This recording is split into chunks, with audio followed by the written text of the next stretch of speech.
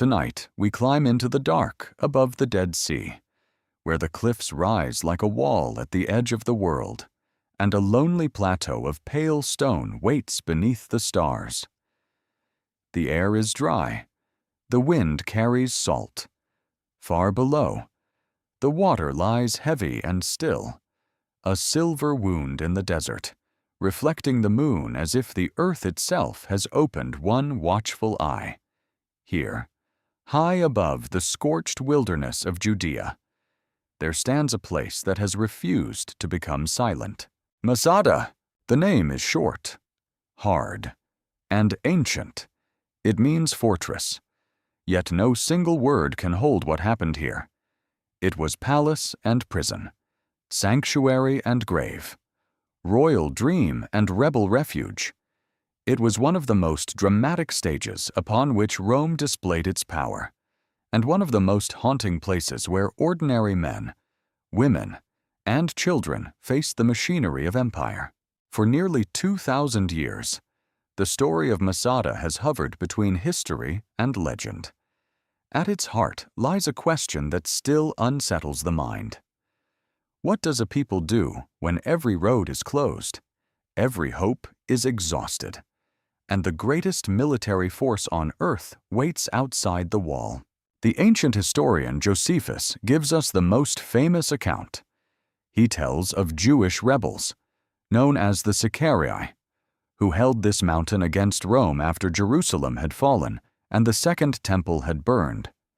He tells of the Roman governor Lucius Flavius Silva, who came with the 10th Legion and surrounded the mountain with camps, siege walls, and a vast ramp of earth and stone. He tells of a final night when the defenders chose death over slavery, setting fire to their homes and leaving only a few survivors to speak the tale. But history, like the desert, does not surrender its secrets easily. In the 20th century, archaeologists began to peel back the dust.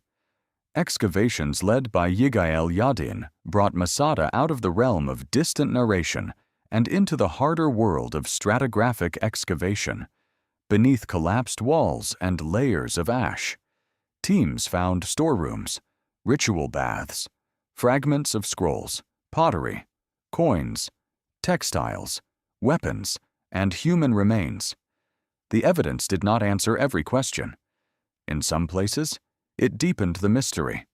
Still, for the most part, secrets remain hidden, sealed in silence beneath broken stone. Radiocarbon dating, ceramic analysis, architectural survey, and careful study of the Roman siege system have shown that Masada was not merely a dramatic legend preserved by words. The camps are still there. The siege wall still traces its severe line around the base of the mountain. The great ramp still leans against the western slope, an artificial wound upon the cliff face. From above, one can see Roman order imposed upon desert chaos. Squares, rectangles, roads, walls, watchposts. It is as if the empire drew a net around the mountain and tightened it with mathematical patience. And yet the mountain itself appears almost unreal. Masada rises over 1,300 feet above the Dead Sea, a natural table of rock cut off from the surrounding land by ravines and cliffs. The plateau is long and narrow, with sheer sides that make the place seem less built than chosen by the gods. In the age of Herod the Great, before the revolt, this summit became a royal refuge. Herod, master builder, client king, political survivor, and haunted ruler, covered the mountain with palaces, bathhouses, storerooms, towers, walls, and vast cisterns capable of holding life in a landscape that seemed designed for death. The imagination pauses there. Men were lifting stone in a desert where the heat could shimmer like fire. Water was gathered from sudden winter floods and carried through channels into cavernous reservoirs. Plastered walls gleamed. Columns stood in elegant courtyards. Frescoes and mosaic floors brought the language of Roman luxury to the edge of a wilderness where jackals cried at night, and the cliffs fell away into darkness. This was the paradox of Masada from the beginning. A pleasure palace built in fear, a refuge created by power, a fortress that seemed to say that even kings did not trust the world below. Then came revolt. In the year 66 of the Common Era, Judea rose against Roman rule. Anger had been gathering for generations. Taxes, governors, religious tension, social inequality, imperial arrogance, and local factional hatred all fed the fire. Jerusalem became a storm of competing visions. Priests, rebels, aristocrats, zealots, and desperate citizens struggled beneath the shadow of Rome. When the legions came, they did not come as negotiators. They came as the armed expression of an empire that had no intention of being defied. The war ended in catastrophe for Jerusalem. The temple, the sacred heart of Jewish life, was destroyed in the year 70. Fire consumed courts, chambers, and holy places. Smoke rose over the city. Stone fell upon stone. Thousands died.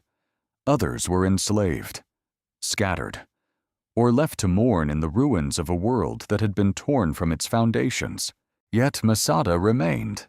High above the Dead Sea, a final group of rebels held out. To Rome, they were a remaining insult, a splinter of resistance lodged in the imperial skin. To those on the mountain, Rome was not an idea. It was visible below in marching columns, standards, engineers, armor, discipline, and dust. The empire had climbed into their horizon and would not leave. Imagine the first sight of the legion from the summit. A slow, dark movement in the desert. Men and animals advancing through the heat. Iron flashing. Shields catching the sun. The creak of wagons. The muted thunder of feet. Then the measured establishment of camps. The cutting of roads. The carrying of stones. The building of walls. Not rage. Not haste. Something colder. Procedure. This is the terrible beauty of the Roman siege at Masada. It was not only violence, it was organization. The landscape was studied, divided, mastered. Legionaries placed their camps around the mountain like pieces on a board. The circumvallation wall sealed the defenders inside their world of stone. Nothing dramatic was required at first. Rome simply waited, calculated, and built. The rebels could look down and see their future being assembled one basket of earth at a time. For the modern historian, Masada is a place of tension. Josephus offers narrative, speeches, motives, and final choices. Archaeology offers fragments, traces, and material silence. Between them lies the human past, not as a simple answer, but as a chamber filled with echoes. Did the final mass death happen exactly as Josephus described? Were the lots found on the mountain truly connected to that last decision? How many died? How many escaped? How much did later memory shape the mountain into symbol? Only time will tell what future discoveries will be made. What we can say is that Masada endures because it sits at the crossroads of empire and freedom, fact and legend, despair and dignity. It asks questions that every age must face in its own language. What is resistance when victory is impossible? What is survival when survival means surrendering everything sacred? What is memory when the dead can no longer correct the living? As night gathers over the plateau, the stones seem to hold their breath. The Roman camps are empty now. The legionaries are dust. The rebels are gone. Herod's painted rooms are broken by sun and wind. Yet the mountain remains, watching the Dead Sea darken beneath the stars. So, before you get comfortable, take a moment to like the video and subscribe, but only if you genuinely enjoy what I do here. And as we begin this journey into siege, silence, and the long memory of Rome, tell me where you're watching from, and what time it is in your corner of the world. Long before the rebels came, long before Roman boots scraped the stones of the desert floor, Masada belonged to the imagination of a king who trusted almost no one. Herod the Great ruled Judea beneath the immense shadow of Rome. His crown glittered, but it was never weightless. It had been given through politics, sharpened through war, and preserved through suspicion. He was a ruler of astonishing ambition, a builder of cities, harbors, temples, fortresses, theaters, and palaces. Yet beneath the marble and gold there lived a fear that never slept. He feared rivals. He feared invasion. He feared betrayal from noble families, priestly houses, neighboring kingdoms, and even from within his own household. In such a world, a mountain like Masada was not simply useful. It was destiny shaped in stone. The plateau rises from the Judean wilderness like a ship stranded above an ancient sea. Its sides are steep, its summit isolated, its approaches narrow and exposed. From the distance, it seems almost without mercy, a block of rock lifted by some violent act of creation and left to burn under the sun. To climb it in antiquity was to surrender comfort step by step. The body would feel the heat first in the throat, then behind the eyes, then deep in the bones. Sand and loose stone shifted underfoot. The wind could carry the bitter scent of salt from the Dead Sea, mixed with the dry breath of limestone and dust. Herod saw what others might have dismissed as a wasteland. He saw height. He saw separation. He saw a throne above danger. To make Masada live, he had to defeat the desert. That was the first act of his genius. A fortress cannot survive on walls alone. Stone can keep enemies out, but it cannot feed the people inside. It cannot fill a cup. It cannot cool a fever. Herod's engineers studied the winter floods that rushed suddenly through nearby wadis, those dry channels that for most of the year looked lifeless, then became roaring veins of water under heavy rain. They cut channels into the slopes. They built dams, conduits, and plastered cisterns. The mountain was made to drink. This was no small achievement. The cisterns of Masada were immense, carved into the rock and coated with waterproof plaster. Water gathered in violent moments of flood could be stored for long months of heat. In the desert, this was power of the highest order. A man who controlled water controlled time. He could wait out armies, famine, rebellion, and panic. He could transform a barren rock into a refuge. Archaeology has made this achievement visible. Through architectural survey, stratigraphic excavation, and careful study of plaster layers, scholars have traced how the water system served the entire complex. The channels were not decorative. They were the veins of the fortress. They linked the sudden mercy of rain to the long cruelty of drought. In each cistern, there was an argument against impossibility. Then came the palaces. Herod did not build Masada as a mere military shelter. He built it as a royal world suspended above the abyss.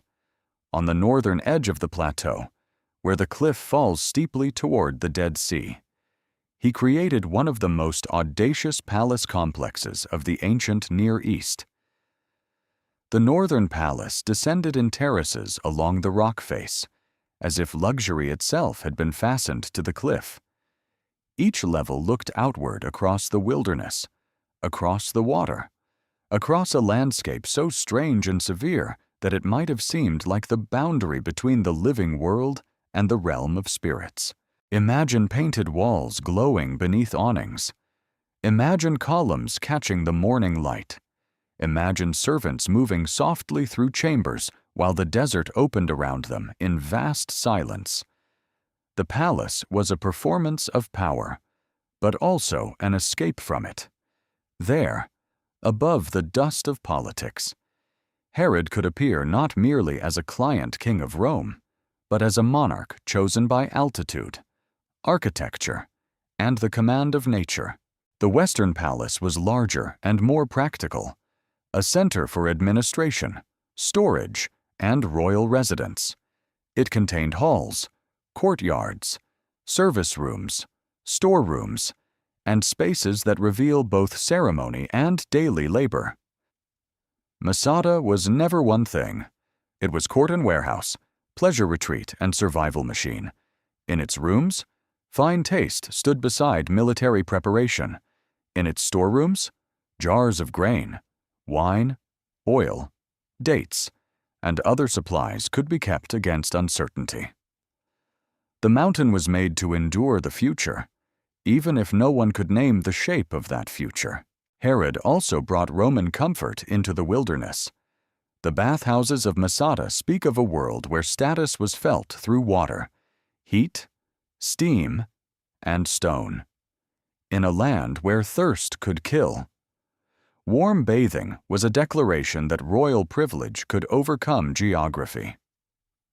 Floors were raised on small pillars so hot air could pass beneath them. Pools and chambers were arranged according to habits of bathing known across the Roman world. The body could sweat, cool, rest, and be renewed while the desert raged outside. Such details matter. They remind us that ancient people were not crude shadows moving through a half-lit past. They understood engineering, performance, logistics, pleasure, fear, and political theater. They were our equals in cunning and complexity, though they lived beneath different heavens and answered to different gods. Herod's Masada was also a fortress of calculation. A casemate wall encircled the plateau, formed by two parallel walls divided into rooms. These spaces could serve as barracks, storage chambers, workshops, and defensive positions. Towers strengthened the perimeter. Gates controlled access. Paths were guarded. Anyone approaching the summit had to climb through exposure, fatigue, and danger. The mountain itself fought beside the defenders. Yet the most powerful thing about Masada may be its contradiction. Herod built it because he feared collapse, but the collapse he feared was not the one that made the place immortal.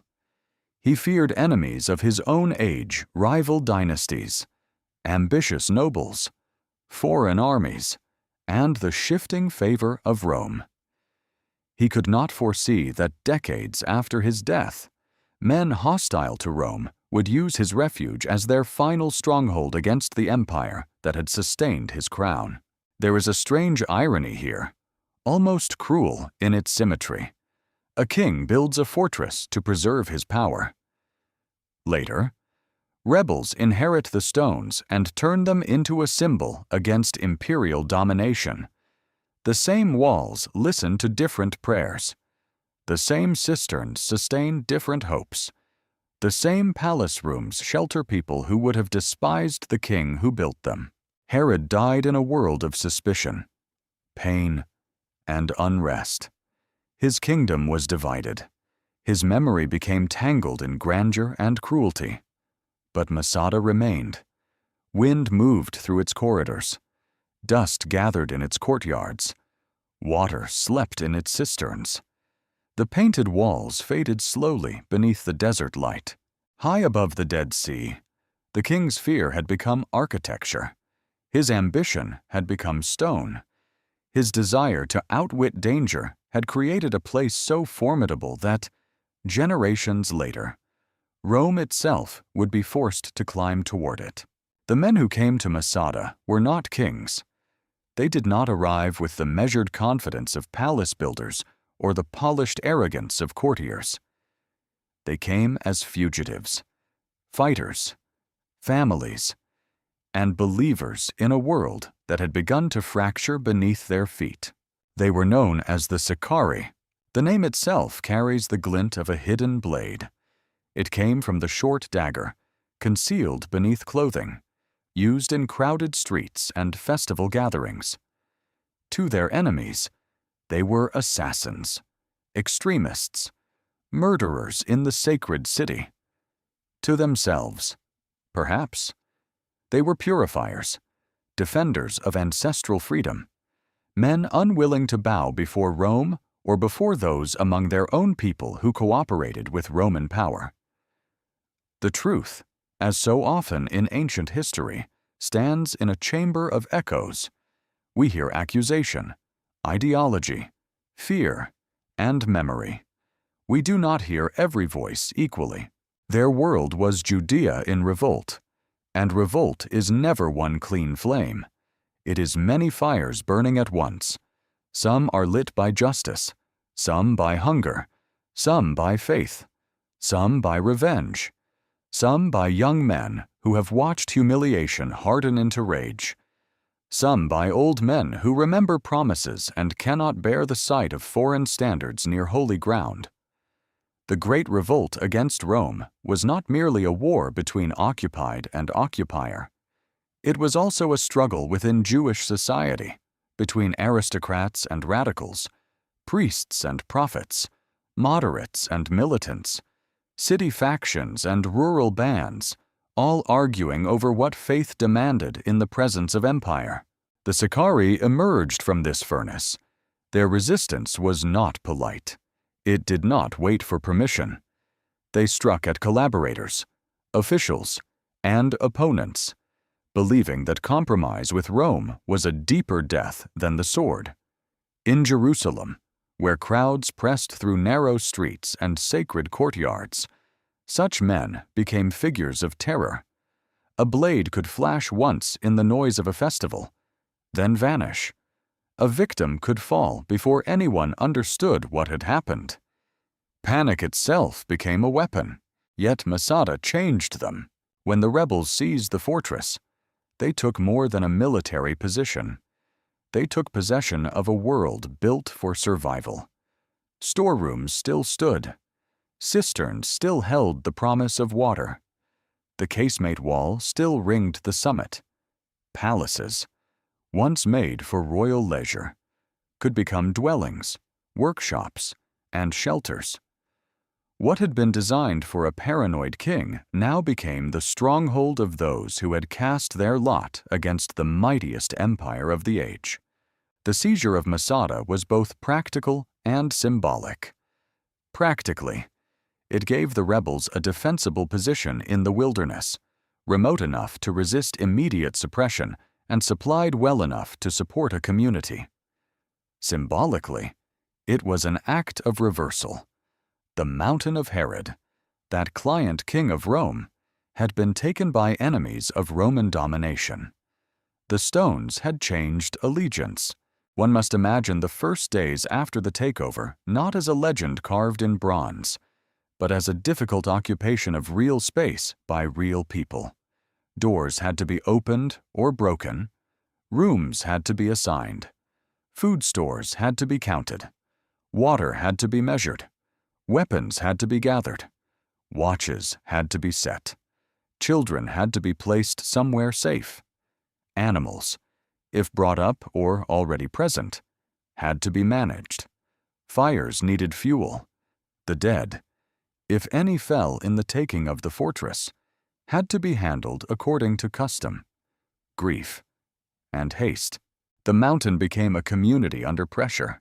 Archaeological traces allow us to see pieces of this transformation.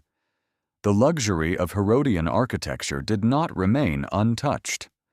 Rooms in the casemate wall became living quarters. Simple domestic installations appeared where royal designs had once spoken of elite taste. Ovens, storage jars, cooking vessels, lamps, and everyday objects reveal a life adapted to confinement. The rebels did not live inside an abstract symbol. They lived in cramped rooms, in heat, in anxiety, among smoke, dust, cloth, grain, and stone. There were women there. There were children there. This matters. because it alters the emotional geometry of the siege. Masada was not only a fortress held by armed men, it was a settlement of families clinging to a dangerous refuge. Somewhere on that summit, children woke to the same dawns that lit the Dead Sea. They heard adult voices lowered in worry. They learned the boundaries of their world by walls and cliffs. They may have played among ruins whose meaning they could not fully understand. The Sicarii were fierce, but they were not outside ordinary human life. They ate. They argued. They repaired sandals. They mended clothing. They lit lamps at evening. They observed rituals. They remembered Jerusalem. They feared betrayal. They hoped for news. They may have believed that divine intervention could overturn worldly logic, as sacred stories had always promised that the small might confound the great. But hope in wartime is unstable. It can nourish the soul, and it can sharpen delusion. It can hold a community together, and it can lead that community deeper into catastrophe. Among the rebels at Masada, hope must have taken many forms. Some may have expected wider revolt to continue. Some may have imagined Parthian intervention from the east. Some may have thought Rome too occupied elsewhere to bother with a desert fortress. Some may simply have understood that there was nowhere else to go. The mountain's isolation protected them, but it also narrowed the world. A fortress is safety only until it becomes a trap. Every strength contains its opposite. The high cliffs that made Masada difficult to assault also made escape nearly impossible once the base was controlled. The stored food that allowed endurance also marked the limits of survival. The cisterns that preserved life also required discipline, rationing, and obedience. Freedom on the summit depended upon confinement. Within such a place, leadership would have mattered intensely. Eleazar ben Yair is named as the leader of the defenders, a figure known through the ancient narrative more than through material certainty. Whether he was commanding, charismatic, feared, beloved, or all of these at once, he stands in the story as the voice of final defiance. Yet no leader rules alone in a besieged community. Authority must pass through kinship, reputation, religious conviction, control of supplies, and the willingness of armed men to obey. This was a society compressed to its essentials: water, food, faith, weapons, and morale. Every day required choices. How much grain could be ground? How many guards were needed at night, which rumors should be believed? How should the community respond to those who doubted? How does one maintain sacred law when the world itself seems to be ending? The wider revolt burned and collapsed in stages. Cities fell. Strongholds were taken. Jerusalem, the heart, became ash and memory. For those on Masada, each disaster would have arrived as news carried by fugitives, scouts, or whispers from below. The psychological weight is difficult to measure, but impossible to ignore. A rebellion can survive the loss of territory more easily than the loss of meaning. When the temple fell, the world did not simply change politically. It cracked spiritually. Masada then became something more severe than a refuge. It became a last statement. Not necessarily a statement planned with perfect clarity. Human beings rarely live history as neatly as later generations describe it. The rebels did not wake each day knowing they were figures in a future legend. They woke to hunger, heat, prayer, quarrels, labor, illness, and fear. Yet the conditions around them slowly stripped away ordinary possibilities. The empire below still existed. The holy city was ruined. The roads were dangerous. Surrender promised slavery, execution, or humiliation.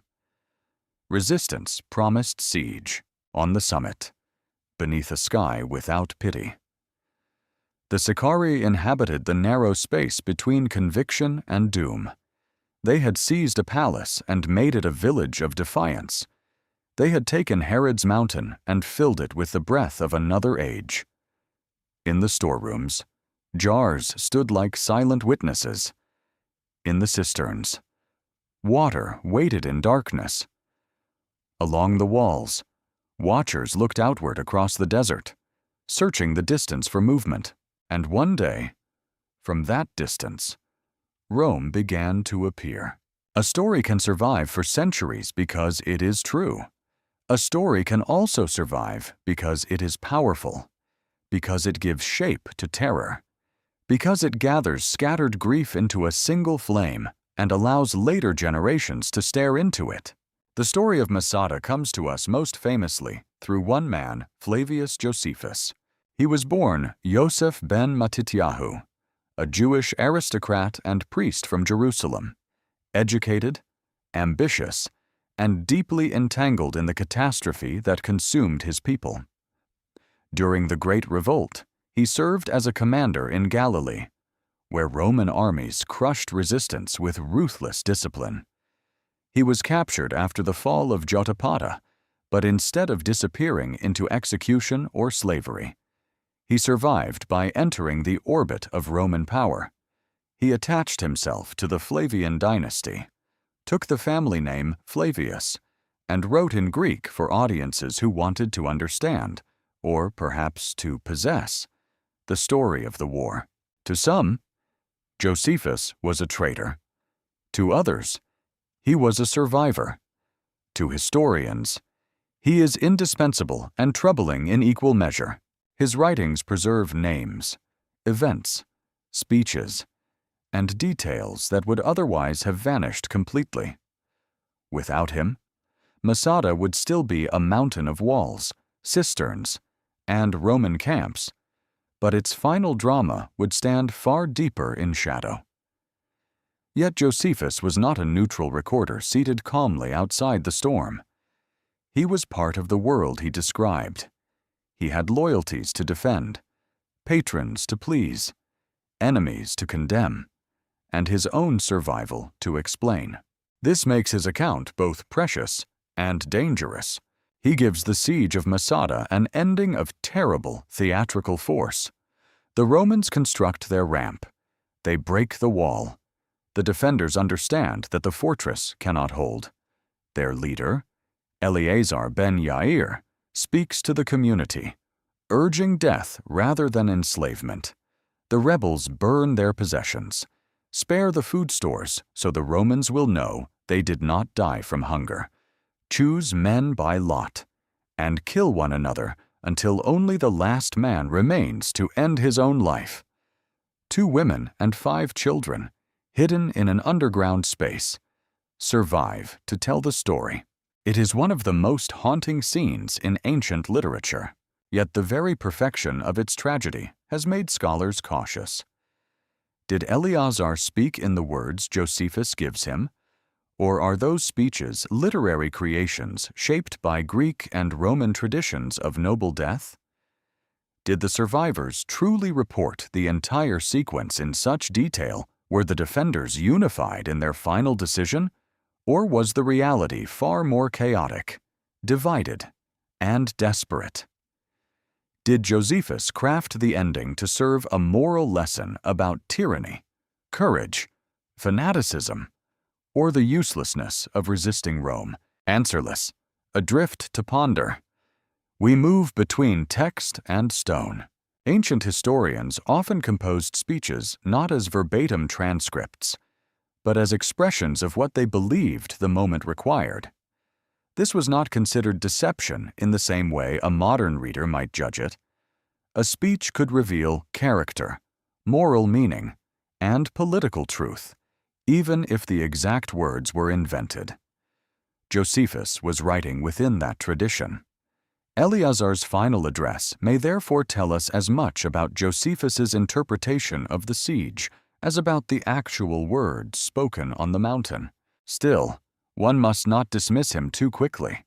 Josephus had access to Roman records, military circles, and perhaps testimony from people connected to the event. He knew the geography of Judea. He had seen siege warfare. He had witnessed communities under extreme pressure. He understood the mental world of revolt, surrender, and death because he himself had once stood at the edge of annihilation. In the cave at Jotapata, according to his own account, he and other survivors faced a decision not entirely unlike the one he later attributes to Masada. They drew lots to determine the order of death, but Josephus survived and surrendered. This personal echo is impossible to ignore. When Josephus writes about Masada, is he describing the fate he escaped? Is he condemning those who chose death? Is he admiring them? Is he using their story to explain why resistance to Rome was doomed?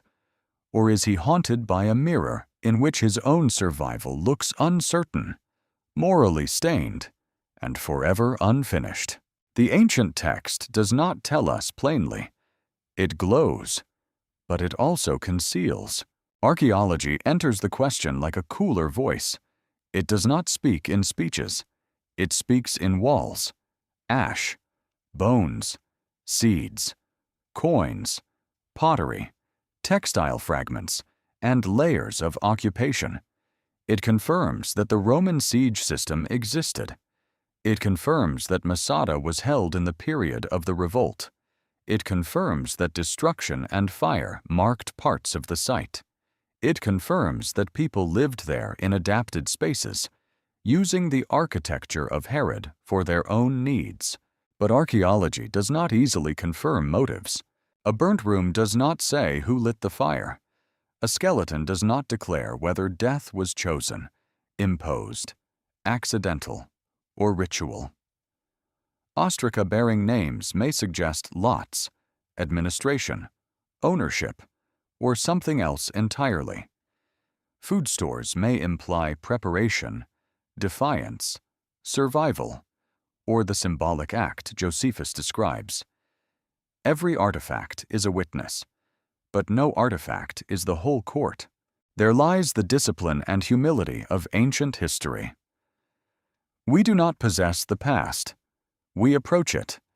We test it through radiocarbon dating where possible, through ceramic typology, stratigraphic excavation, genomic data when human remains permit responsible study, architectural analysis, and comparison with other known sites. We rid texts against landscapes and landscapes against texts. We ask what can be known, what can be inferred, and what must remain uncertain. Masada challenges us because its story has been used for so many purposes. It has served as a tale of heroic resistance, a warning against fanaticism, a symbol of national rebirth, a lesson in Roman military engineering, and a meditation on the cost of refusing submission. Each age has climbed the mountain carrying its own questions. Each age has found something there that looked like itself. Josephus stands at the center of this process, not as a simple guide, but as a gatekeeper of ambiguity. He gives us drama, but he also demands caution. His account is too important to ignore and too shaped to accept without examination. He brings the dead near, but never close enough that they can correct him. Perhaps that is why Masada remains so restless in the mind. It is not only a place where people died, it is a place where evidence and memory still contend. The historian listens to Josephus, then walks among the ruins. The archaeologist brushes dust from a fragment, then returns uneasily to the text. The storyteller feels the pull of the final night, yet must pause before turning uncertainty into certainty. Still, for the most part, secrets remain hidden. At dusk, when the plateau reddens and the Dead Sea darkens below, Josephus seems both present and absent. His words drift across the stones, but the stones do not wholly obey them. Somewhere between the ancient page and the silent ruin, Masada continues to withhold its final answer. In the early 1960s, the mountain was awakened by footsteps, brushes, measuring rods, notebooks, and questions. Masada had never truly disappeared. Travelers had seen it. Surveyors had mapped it. Scholars had debated it. Its outline remained visible against the desert sky, and the Roman camps below still lay like ghostly geometry on the earth. Yet the plateau itself had not yielded its deeper testimony. The stories were known. The ruins were known. But the intimate texture of life on the summit remained buried beneath fallen masonry, wind-blown dust, and the silence of centuries. Then came the excavations led by Yigael Yadin. From 1963 to 1965, teams worked across the plateau in one of the most ambitious archaeological projects ever undertaken in the region. Students, soldiers, volunteers, specialists, and laborers moved through the ruins with a sense that history itself had become tangible beneath their hands.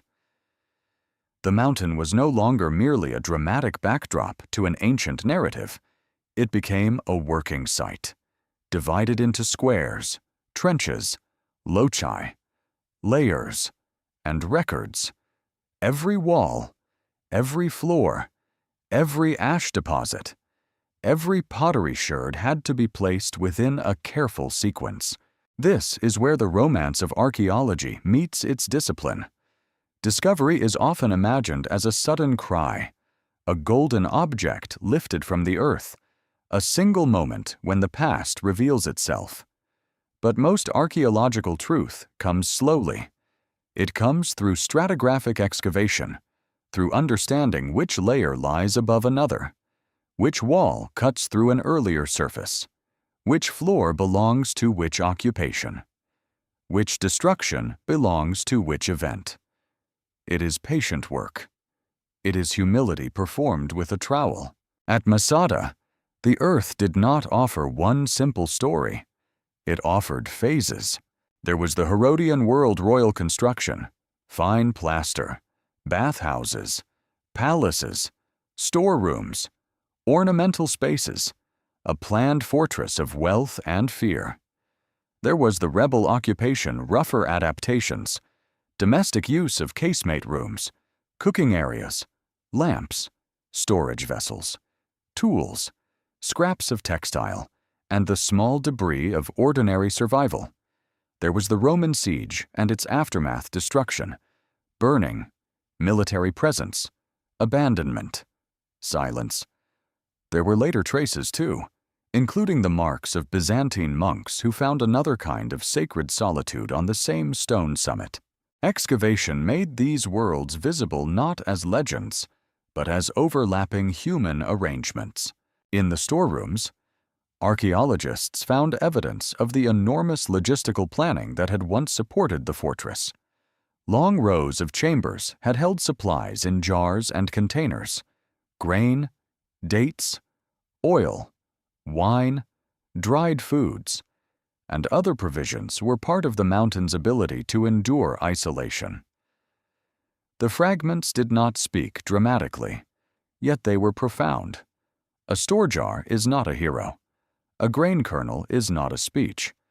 But without such things, no fortress survives, no household eats, no rebellion lasts through hunger. Material culture is the skeleton of daily life. Lamps revealed the need for light after sunset, when the desert cooled and families withdrew into rooms. Cooking vessels revealed meals prepared in constrained spaces. Spindle whorls and textile fragments suggested labor, repair, and continuity in domestic routines. Coins helped fix occupation within the broader chronology of revolt and imperial response. Pottery, studied through typology and context, helped archaeologists distinguish between periods, habits, and social patterns. Every object asked to be read carefully, not as treasure, but as evidence.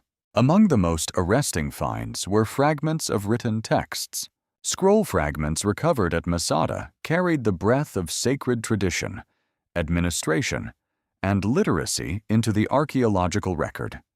Pieces of biblical manuscripts, other Hebrew writings, and documentary remains reminded scholars that the mountain community was not merely military, it was textual, ritual, and intellectual.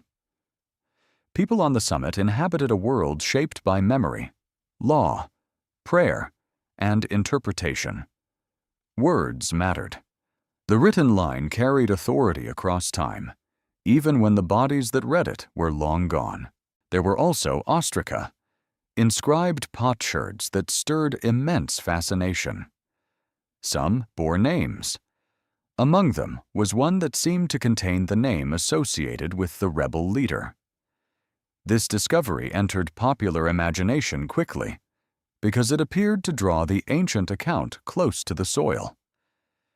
The idea that these sherds might represent lots cast in the final hours was powerful.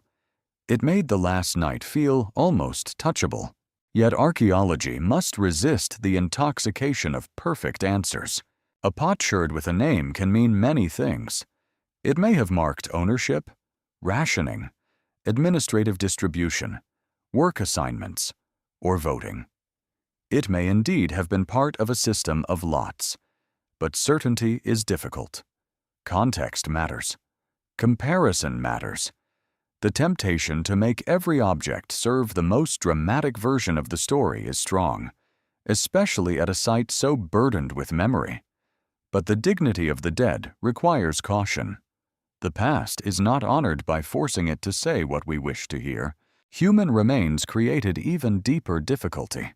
Bones found in and around the site raised questions about identity, death, burial, and interpretation. Were they rebels, Romans later inhabitants, victims of the siege intruders from another period? Osteological analysis can reveal age, sex, trauma, pathology, and sometimes diet or origin. Genomic data, when ethically obtained and sufficiently preserved, can offer further clues about ancestry and relationship. Radiocarbon dating can help establish chronological ranges. Yet human remains also carry moral weight. They are not merely data. They belonged to persons, to faces, to names largely lost, to grief once felt by someone. The excavations at Masada unfolded in a modern world deeply invested in the mountain's meaning. That shaped public attention. It also shaped the emotional atmosphere around the discoveries. Archaeologists worked not only in dust, but in expectation. Many wanted Masada to confirm a story of heroism. Others feared myth would overwhelm evidence. The site became both an archaeological project and a mirror in which modern identity looked for ancient roots. This tension has never entirely faded. Yadin's work brought Masada into global consciousness. Photographs of the ruins, plans of the palace, drawings of the camps, displayed artifacts, and published reports made the fortress legible to millions. The mountain entered museums, classrooms, documentaries, military ceremonies, travel writing, and public debate. It became more than a location.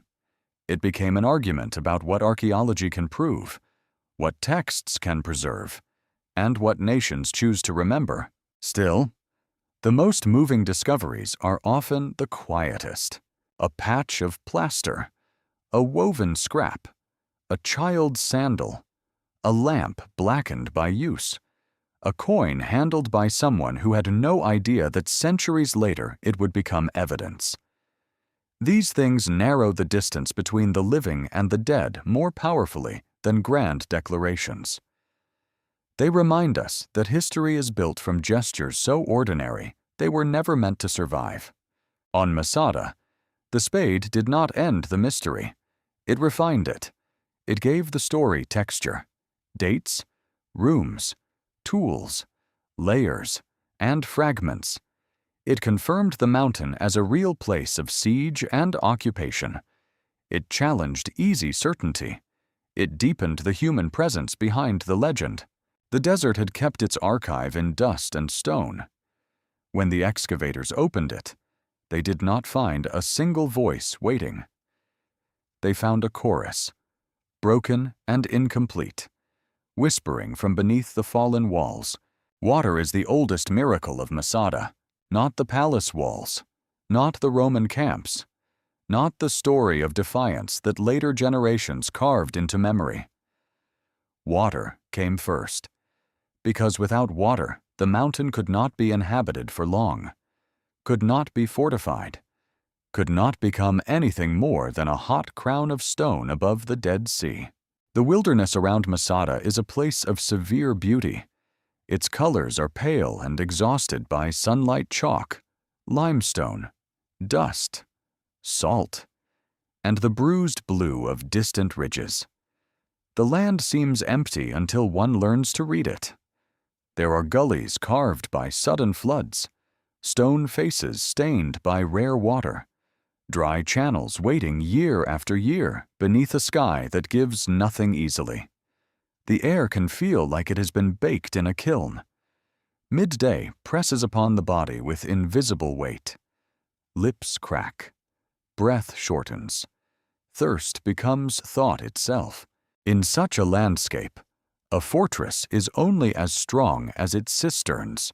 The builders of Masada understood this with absolute clarity.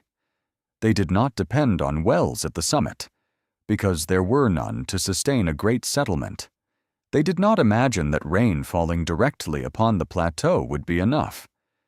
Instead, they looked outward to the surrounding cliffs and channels, studying how winter storms moved through the desert. Most days of the year, the wadis were dry. They seemed dead. Yet when rain fell in the highlands, water could surge through them with terrifying speed, brown and violent, carrying stones, branches, mud, and the smell of distant weather. The genius of Masada's water system lay in turning sudden violence into stored patience. Channels were cut to catch floodwater as it rushed through the nearby valleys. Dams and diversion works guided the flow toward the mountain. On the slopes, large cisterns were carved into the rock, their interiors sealed with thick coats of plaster to prevent leakage. These reservoirs could receive enormous quantities of water during brief seasonal floods. From there, water could be carried upward to the plateau by human labor or beast of burden, poured into additional storage systems, and rationed across months of heat. This was engineering, but it was also a philosophy of survival. The builders accepted that the desert would not be generous, so they waited for its rare moment of abundance and seized it with stone, plaster, calculation, and sweat. A flood lasting hours might sustain lives for months. A storm far away might fill the cups of people who never felt its rain upon their faces. To modern eyes, cisterns can seem like empty cavities, dark cuts in rock, but in antiquity, they were reservoirs of hope. Each one represented not only water, but foresight. Someone had measured, someone had planned, someone had organized labor, tools, plaster, channels, and maintenance. A cistern was a memory of rain preserved against future desperation. The plaster itself tells a story. It had to be strong, smooth, and carefully applied. Cracks could become disaster. Sediment had to be managed. Contamination had to be avoided as far as possible. Water stored in darkness could become foul if neglected. The maintenance of such a system required knowledge passed through practice, the kind of technical intelligence that rarely appears in royal inscriptions yet sustains every ancient society. Archaeologists studying these installations do not simply admire their scale. They ask how they worked, how much they held, how often they filled, how many people they could support, and how the system changed across periods of occupation. Architectural analysis reveals the relationship between channels, slopes, reservoirs, and summit structures. Stratigraphic excavation helps distinguish Herodian construction from later adaptation. Mineral deposits, plaster composition, tool marks, and sediment layers all provide clues. Even the silence of an empty cistern can speak when placed within the wider landscape. For the people living on Masada during the revolt, water was never merely a utility. It was discipline. It was authority. It was anxiety measured in jars. A community under siege must think constantly about consumption. How much water is needed for drinking? How much for cooking? How much for ritual washing? How much for animals? If any remain, how much can be spared for cleaning wounds, washing cloth, cooling the sick, or preparing the dead in times of danger? Water becomes a moral problem. Every cup has a social meaning. Every ration implies trust or distrust. A leader who controls water controls more than thirst. He controls time, obedience, and the possibility of endurance. Yet Masada's water system also shaped the psychology of those inside the fortress. It allowed them to believe they could outlast the world below.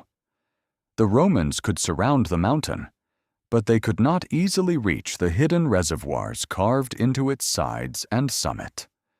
The defenders were not waiting for rain each morning like desperate wanderers. They inhabited a fortress designed to survive dry seasons and prolonged isolation. That knowledge must have stiffened resolve. The desert, however, always remains sovereign. Water can be stored, but never created. However vast the cisterns, they were finite. Each day lowered the hidden level by some invisible amount. The sound of a jar filling from a reservoir might have been comforting in the first months, then increasingly ominous.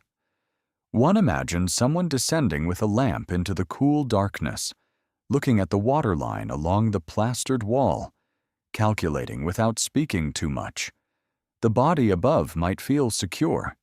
The mind below would know the truth. The Dead Sea below added its own cruelty to the scene. There was water in abundance within sight, a vast, shining body at the foot of the cliffs, yet useless for drinking. Its heaviness and salt made it a symbol of mockery. From the summit, the defenders could look upon what seemed like limitless water and still depend on the measured contents of cisterns. The landscape offered a lesson in ancient irony. Not all abundance gives life. Around Masada, evaporation was merciless. Heat stole moisture from skin, breath, cloth, food, and soil. Shade was precious. Dawn and evening mattered. People would have organized labor around temperature, carrying water and performing heavy tasks when the sun was less brutal. Children would have learned quickly that water was not to be wasted. A spilled cup could mean anger, grief, or fear. In a palace built once for royal pleasure, scarcity became the tutor of daily behavior. And yet water also allowed forms of dignity to continue.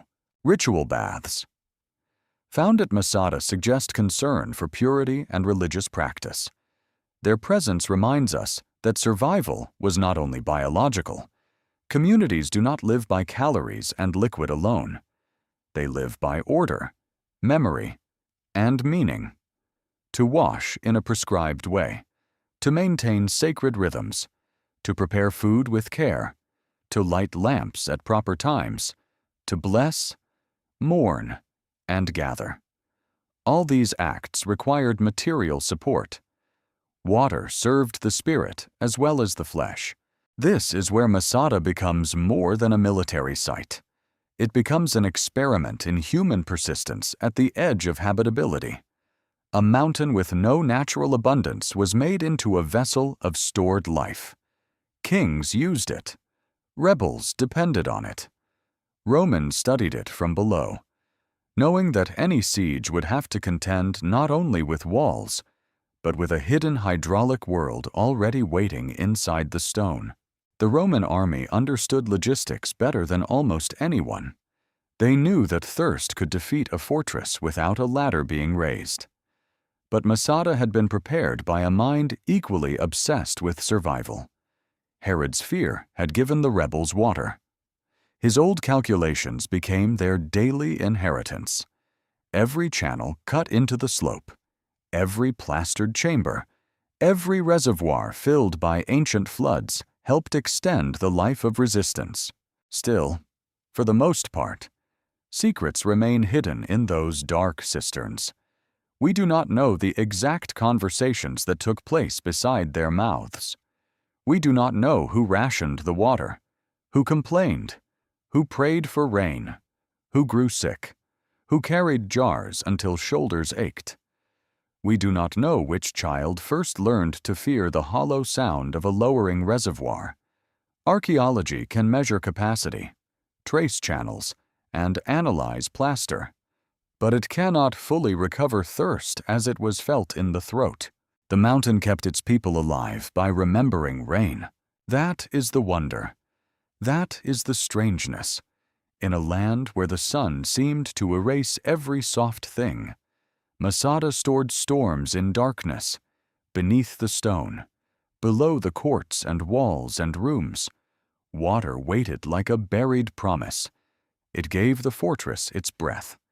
It gave courage more days than courage alone could have claimed. It allowed a community to stand above the desert and believe, for a time, that the empire below could be endured. Inside the walls of Masada, the siege was not only a matter of soldiers and stones, it was a slow narrowing of the world. The people on the summit lived within a landscape both magnificent and merciless. Dawn came with a cold edge, turning the eastern sky pale above the Dead Sea. For a brief hour, the air might feel almost gentle. Then the sun climbed, and the mountain changed. Light struck the walls. Shadows retreated into doorways. The stones warmed, then burned. The day became a discipline imposed on every body. Life under siege is often imagined as a sequence of alarms, battles, shouting, smoke, and blood. Yet much of it is waiting, waiting for news, waiting for movement below, waiting for food to be distributed, waiting for night to cool the rooms, waiting for the enemy to reveal its intention, waiting for fear to become certainty. On Masada, waiting had a sound: the scrape of sandals on stone, the grinding of grain, the murmur of voices in cramped rooms, the cry of a child, the cough of the sick, the dull thud of someone repairing a wall or shifting a jar. Far below, sometimes, the faint metallic rhythm of Roman labor drifting upward through hot air, hammer against wood, tool against rock, commands carried by distance until they became almost dreamlike. The rebels inherited a fortress, but they had to turn it into a living settlement. Herod's storerooms, palaces, corridors, and casemate chambers were adapted to the needs of families and fighters. Elegant spaces lost their royal separation. Rooms meant for guards, storage, or administration became sleeping quarters, cooking places, workshops, and shelters. Fine architecture did not vanish, but it was overwritten by necessity. A palace can become very human when people are frightened. In small rooms along the casemate wall, families may have arranged mats, blankets, baskets, lamps, tools, and jars with whatever order they could preserve. Privacy was limited. Voices passed through thin divisions. The smell of cooking mingled with sweat, oil, dust, smoke, and stored grain. At night, lamps cast uncertain circles of light against plastered surfaces. Shadows moved. People spoke quietly, perhaps because the darkness made every fear larger. Food shaped the rhythm of the day. Grain had to be measured, ground, mixed, baked, and guarded. Dates, dried goods, oil, wine, legumes, and other stored provisions would have carried memory as much as nourishment. A taste from the lowlands, a flavor from abandoned fields, a jar sealed in a better time. Each meal reminded the community that survival depended on old preparations and strict control. There may have been abundance at first. Masada's storerooms were famous for their capacity. To a fugitive arriving from ruin or hunger, such stores might have felt like mercy. Rows of jars, grain enough for months, oil for cooking and light, dried fruit sweet against the tongue. Yet siege transforms abundance into calculation. No storehouse is infinite. The first generous measure becomes a smaller measure, then smaller still. The mind begins to count without being asked. Children inside the fortress would have known the siege differently from adults. They may not have understood Rome as an empire, or the politics of revolt, or the theological weight of Jerusalem's destruction. They would have known heat, thirst, boundaries, adult tension, and the strange fact that the world ended at the wall. They may have played with pebbles, scraps of cloth, broken pottery, and shadows. They may have been hushed when they came too near dangerous edges. They may have asked why the men below were building, why no one could simply go home. To be a parent in such a place was its own torment. Courage is one thing when a person stands alone with a weapon. It is another when a child sleeps nearby. Every decision becomes doubled. What protects the community may endanger the family. What preserves honor may threaten the child. What faith demands may not quiet the cry of the hungry. Women carried burdens that ancient accounts often leave unnamed. They prepared food, tended children, repaired clothing, cared for the sick, kept household spaces workable, preserved ritual observance, and endured fear with less recognition than armed men received. Some may have carried water. Some may have helped store supplies. Some may have known how to treat wounds or fevers with herbs, washing, bandaging, and prayer. The siege was not sustained by warriors alone. It was sustained by labor repeated until the hands grew rough. Textiles found at Masada give us a rare closeness to such lives. Cloth is intimate. It touches skin. It warms bodies in the cold of night. It wraps infants. It covers the dead. A woven fragment is not silent if we know how to listen. It speaks of sheep or flax, spinning, dye, trade, repair, and use. It speaks of women and men whose names are gone, but whose ordinary needs remain visible in thread. Light mattered too. Oil lamps turned night into habitable time. Without them, darkness would have swallowed rooms completely. A lamp flame is small, but in a besieged place it becomes a companion. Around it, people can mend, whisper, read, pray, and watch a sleeping face. Yet each lamp consumes oil. Even comfort has a cost when supplies are counted. Ritual gave structure to days that might otherwise dissolve into dread. Prayer, purity practices, sacred reading, Sabbath observance, dietary rules, mourning customs, and blessings over food would have helped preserve identity inside confinement. The Roman army below could surround the mountain, but it could not easily enter the inner architecture of belief. A community can lose territory and still defend time, language, and memory. Yet faith does not remove fear. It gives fear a place to stand. The defenders may have argued fiercely. No besieged community is unified at every hour. Some would have been more radical, some more cautious, some exhausted, some proud, some secretly doubtful. There may have been disputes over rations, leadership, watches, punishment, religious interpretation, or the treatment of anyone suspected of disloyalty. A fortress intensifies every emotion because there is nowhere to take one's anger. The same faces appear every morning. The same walls contain every grievance. Illness would have been feared. Heat, limited water, crowding, smoke, poor sanitation, stress, and restricted diet could weaken bodies. A minor infection could become dangerous. A fever could unsettle an entire household. The sound of coughing in a closed room may have carried more dread than a Roman trumpet. Communities under siege do not only battle enemies, they battle decay. The watchers on the wall lived with another kind of pressure. Their task was to observe the Roman movements below, to read dust, lines, construction, and changes in camp routine. From the summit, the enemy could seem both tiny and unstoppable. Men like insects, but insects guided by empire. The Romans worked in patterns. Their roads lengthened, their wall enclosed, their camps hardened, their siege ramp grew. Every day translated Roman intention into visible earth.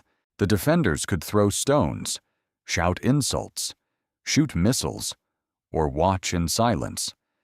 None of these stopped the slow logic below. That must have been the hardest part, not battle itself, but the sight of inevitability being built at a pace human eyes could follow. Even so, life continued. Bread was baked, water was carried, lamps were trimmed, children woke, adults slept badly. Someone laughed at the wrong moment and perhaps felt ashamed. Someone remembered a vineyard, a courtyard, a mother, a marketplace, a festival song. Someone dreamed of Jerusalem and woke to stone. This is the human center of Masada. Not the final act alone, not the grand speeches, not the empire and its banners. The center is found in the daily endurance of people who occupied borrowed rooms on a desert mountain, trying to remain themselves while history pressed inward from every side. At sunset, the plateau softened. The heat withdrew from the stones. The Dead Sea darkened. Fires appeared below in the Roman camps, small points of hostile light encircling the mountain. Above, the first stars emerged into a vast sky. For a moment, perhaps, the fortress seemed peaceful. Then the night wind moved through broken corridors, and everyone remembered where they were. Rome did not come to Masada as a mob of anger. Rome came as a system. The army that entered the wilderness carried more than swords, shields, and spears. It carried habits of command, engineering skill, legal authority, punishment, discipline, and the cold patience of an empire accustomed to making geography obey. A Roman legion was not simply a body of men. It was a moving city of iron, leather, wood, animals, craftsmen, surveyors, clerks, officers, cooks, servants, and slaves. Wherever it stopped, order appeared. Roads were marked, camps were measured, ditches were dug, walls were raised, fires were placed, watches were assigned. Space itself was reorganized beneath Roman will. At Masada, that will belonged to Lucius Flavius Silva, the Roman governor of Judea. Silva faced a fortress unlike the cities and towns Rome had crushed during the Great War. Masada was not an urban maze of alleys and gates. It was not a hilltop village that could be stormed by force in a single furious day. It was a natural citadel, lifted high above the desert and defended by cliffs that made ordinary assault nearly impossible. To take it, Rome would need to turn the surrounding landscape into a machine. The 10th Legion, often identified by its proud emblem and long military tradition, became the arm of that machine. Its soldiers had served in hard campaigns. They knew the labor of siege warfare. They knew how to build under heat, under danger, under the eyes of enemies. The Roman soldier was trained not only to fight, but to dig, carry, cut, lift, measure, and endure. His tools mattered almost as much as his weapons. The pick, basket, axe, shovel, saw, and measuring line were instruments of conquest. When the army reached Masada, the first task was to deny movement. The fortress rose above them, but its defenders still depended on the possibility of contact with the outside world. Messages, supplies, fugitives, scouts, or escape attempts could not be allowed. So the Romans built a circumvallation wall around the mountain, a rough but effective ring of stone and earth that sealed the defenders within their height.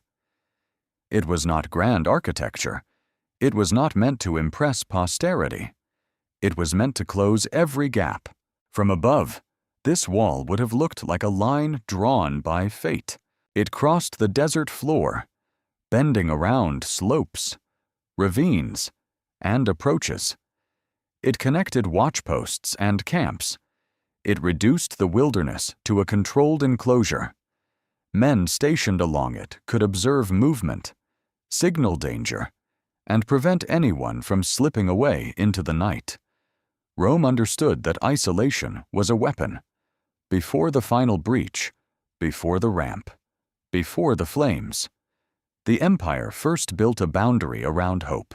Then came the camps. The Roman camps around Masada remain among the most extraordinary surviving examples of siege works in the ancient world. Their outlines can still be seen against the earth, severe and geometric, as if the army departed only yesterday and left its discipline pressed into the desert floor. Rectangles, walls, gates, internal divisions, and connecting paths reveal a military mind that brought predictability into a hostile environment. A Roman camp was a lesson in hierarchy. The commander's quarters occupied their proper place. Officers had assigned areas. Soldiers were arranged by unit. Animals, stores, tools, kitchens, and workshops. Each had their logic, even in the wilderness, even in war. The camp recreated Rome's belief that order could master fear. A man who knew where he slept, where he stood, where he marched, and whom he obeyed could become part of something far larger than himself. For the defenders watching from the summit, the camps must have been terrifying, not because they were chaotic, but because they were calm. An angry enemy may waste strength. A disciplined enemy converts time into victory. Each morning, the Roman world below would have stirred with routine. Trumpets sounded. Fires were tended. Guards changed posts. Men formed units. Tools were distributed. Officers inspected work. Surveyors studied the slope. Pack animals moved in lines. Dust rose beneath sandals. Orders passed through the camp and became action. The siege was not a single event. It was a schedule. The Romans had to solve several problems at once. They needed to keep their soldiers supplied in a harsh desert. They needed water, food, timber, tools, and replacement materials. They had to maintain security around the entire mountain. They had to choose the best point of attack. They had to build a structure capable of bringing siege engines within reach of the fortress wall. All of this required logistical intelligence as much as courage. The western side of Masada offered the crucial opportunity. There, a natural spur or slope approached closer to the summit than the sheer cliffs elsewhere. It did not make assault easy, but it made construction possible. Rome did not need the mountain to be friendly. It needed only one weakness, one place where labor could change the terms of war. Once identified, That Western approach became the focus of imperial effort. Stone by stone, basket by basket, the soldiers began to build. The ramp was not merely piled earth, it was organized mass. It required quarrying, transport, compaction, timber frameworks, perhaps layers of rubble, and constant supervision. Men labored under the sun while defenders watched from above. The work was dangerous. Missiles could fall from the walls. Stones could roll down. Dust blinded the eyes. Heat punished the body. Yet the ramp grew. There is something deeply unsettling about a siege ramp. It is violence slowed into architecture. It does not strike like a sword. It rises. Each hour makes it larger. Each day brings the enemy closer. It turns effort into terrain. It says to the defenders the distance that protects you is being erased. The Roman army also likely prepared siege engines, towers, and battering equipment. Once the ramp reached a useful height, machines could be brought upward to attack the wall. The defenders may have tried to strengthen the threatened section with additional materials. They may have built an inner wall of wood, earth, or stone to absorb blows. They may have fought fire with water, stone with stone, fear with prayer. But against Rome's engineering, improvisation faced a merciless test. The siege system around Masada reveals the Roman method in its purest form. Conquest was not only achieved through battlefield heroics, it was achieved by surveyors who measured slopes, soldiers who carried rocks, officers who maintained ration lists, craftsmen who repaired tools, and commanders who understood that a mountain could be taken by turning patience into geometry. Yet the Romans themselves were also human inside this machine. They sweated beneath armor. They cursed the heat. They missed home. Some had served for years in a province filled with bitterness and revolt. Some may have looked up at Masada with hatred, others with respect, others with simple exhaustion. To them, the rebels were enemies who had refused the outcome of war. The task was not to debate them. The task was to finish what Rome had begun. At night, the camps glowed beneath the fortress like embers around an altar. Legionaries slept behind low walls. Guards watched the darkness. Animals shifted in their enclosures. The ramp stood unfinished, its shape faint beneath the moon. Above, the rebels could see the pattern of their captivity. Below, the Romans could see the silhouette of the last stronghold. The desert held both worlds in silence. Masada was surrounded not only by men, but by an idea that no place was too remote, too high, too barren, or too sacred to be reached by Roman power. The siege was a message written in stone across the wilderness. It told every rebel, every village, every province, and every future enemy that Rome did not forget defiance. Rome arrived. Rome measured. Rome built. Rome waited. And when the work was ready, Rome climbed. The western ramp of Masada is one of the most chilling monuments in the history of siege warfare. It is not beautiful in the way palaces are beautiful. It has no painted walls, no mosaic floors, no columns catching the gold of morning. It does not invite admiration through elegance. Its power lies in something harsher. It is the visible form of inevitability. It is a slope built by human hands for one purpose, only to carry Rome upward. The mountain had always depended upon separation. The cliff was its ally. The height was its shield.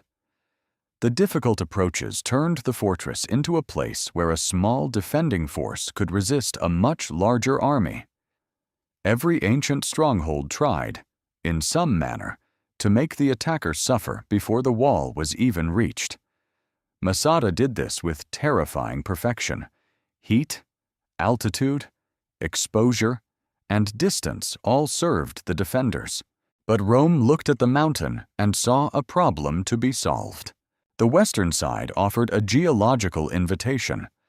A natural spur rose near the summit, narrowing the vertical challenge.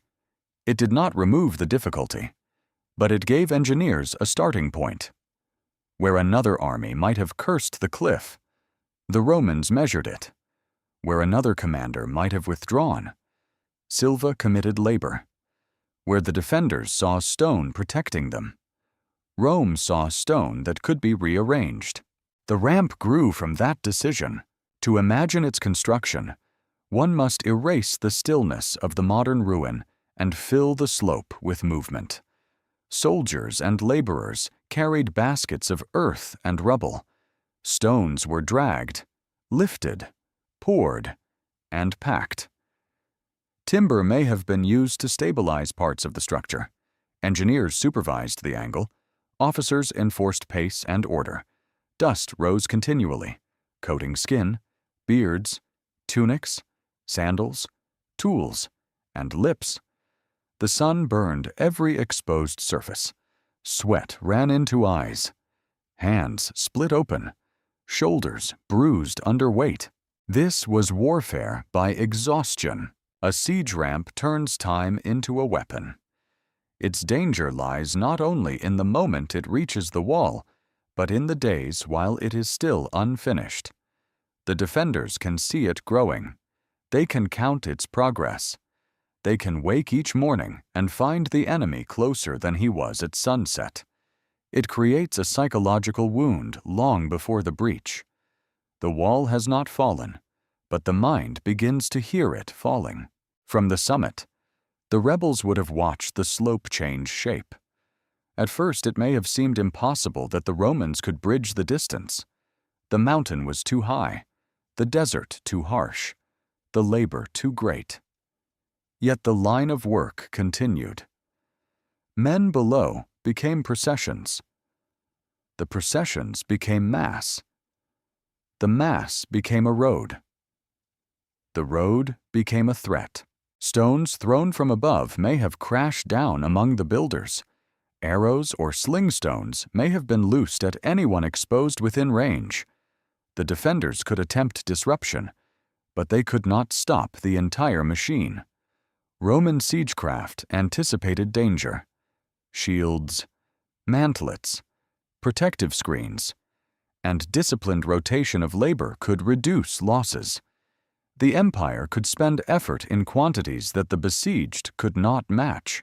The Roman army had a special genius for this kind of cruelty. It did not need hatred to be effective. It needed procedure. A man could be ordered to carry rubble, and he carried it. Another could be ordered to cut timber, and he cut it. Another could be ordered to stand guard through the night, and he stood. The ramp rose because countless small obediences accumulated into a single act of domination. For the defenders, the ramp was a message written without words. It said that height was temporary. It said that stone could betray its masters. It said that the distance between the besieged and the besieger was not sacred, not permanent, not beyond calculation. It said that Rome was willing to remake the earth itself rather than leave defiance unresolved. Archaeological study of the ramp and siege system has shown how intelligently the Romans used the landscape. The work was not random dumping. The ramp connected with natural topography, exploiting the western approach where the mountain's form gave the attackers their best chance. Modern landscape archaeology, aerial photography, architectural survey, and digital modeling have helped scholars visualize the siege as a complete conflict environment. Camps, roads, walls, observation points, and the ramp formed a coordinated system. Nothing stood alone. This matters because ancient war is often remembered through dramatic encounters, a charge, a speech, a death, a burning gate. But at Masada, the decisive drama was logistical. The defenders held the summit. Rome held the base, the approaches, the schedule, the labor pool, the supply lines, and eventually the slope itself. The battle was not merely over a wall, it was over the shape of the mountain. As the ramp neared completion, the emotional atmosphere on the summit must have changed. A distant threat became immediate. The enemy was no longer an encircling presence far below. He was approaching the level of the fortress. Men could point to the place where the siege tower would stand. They could estimate where the battering ram would strike.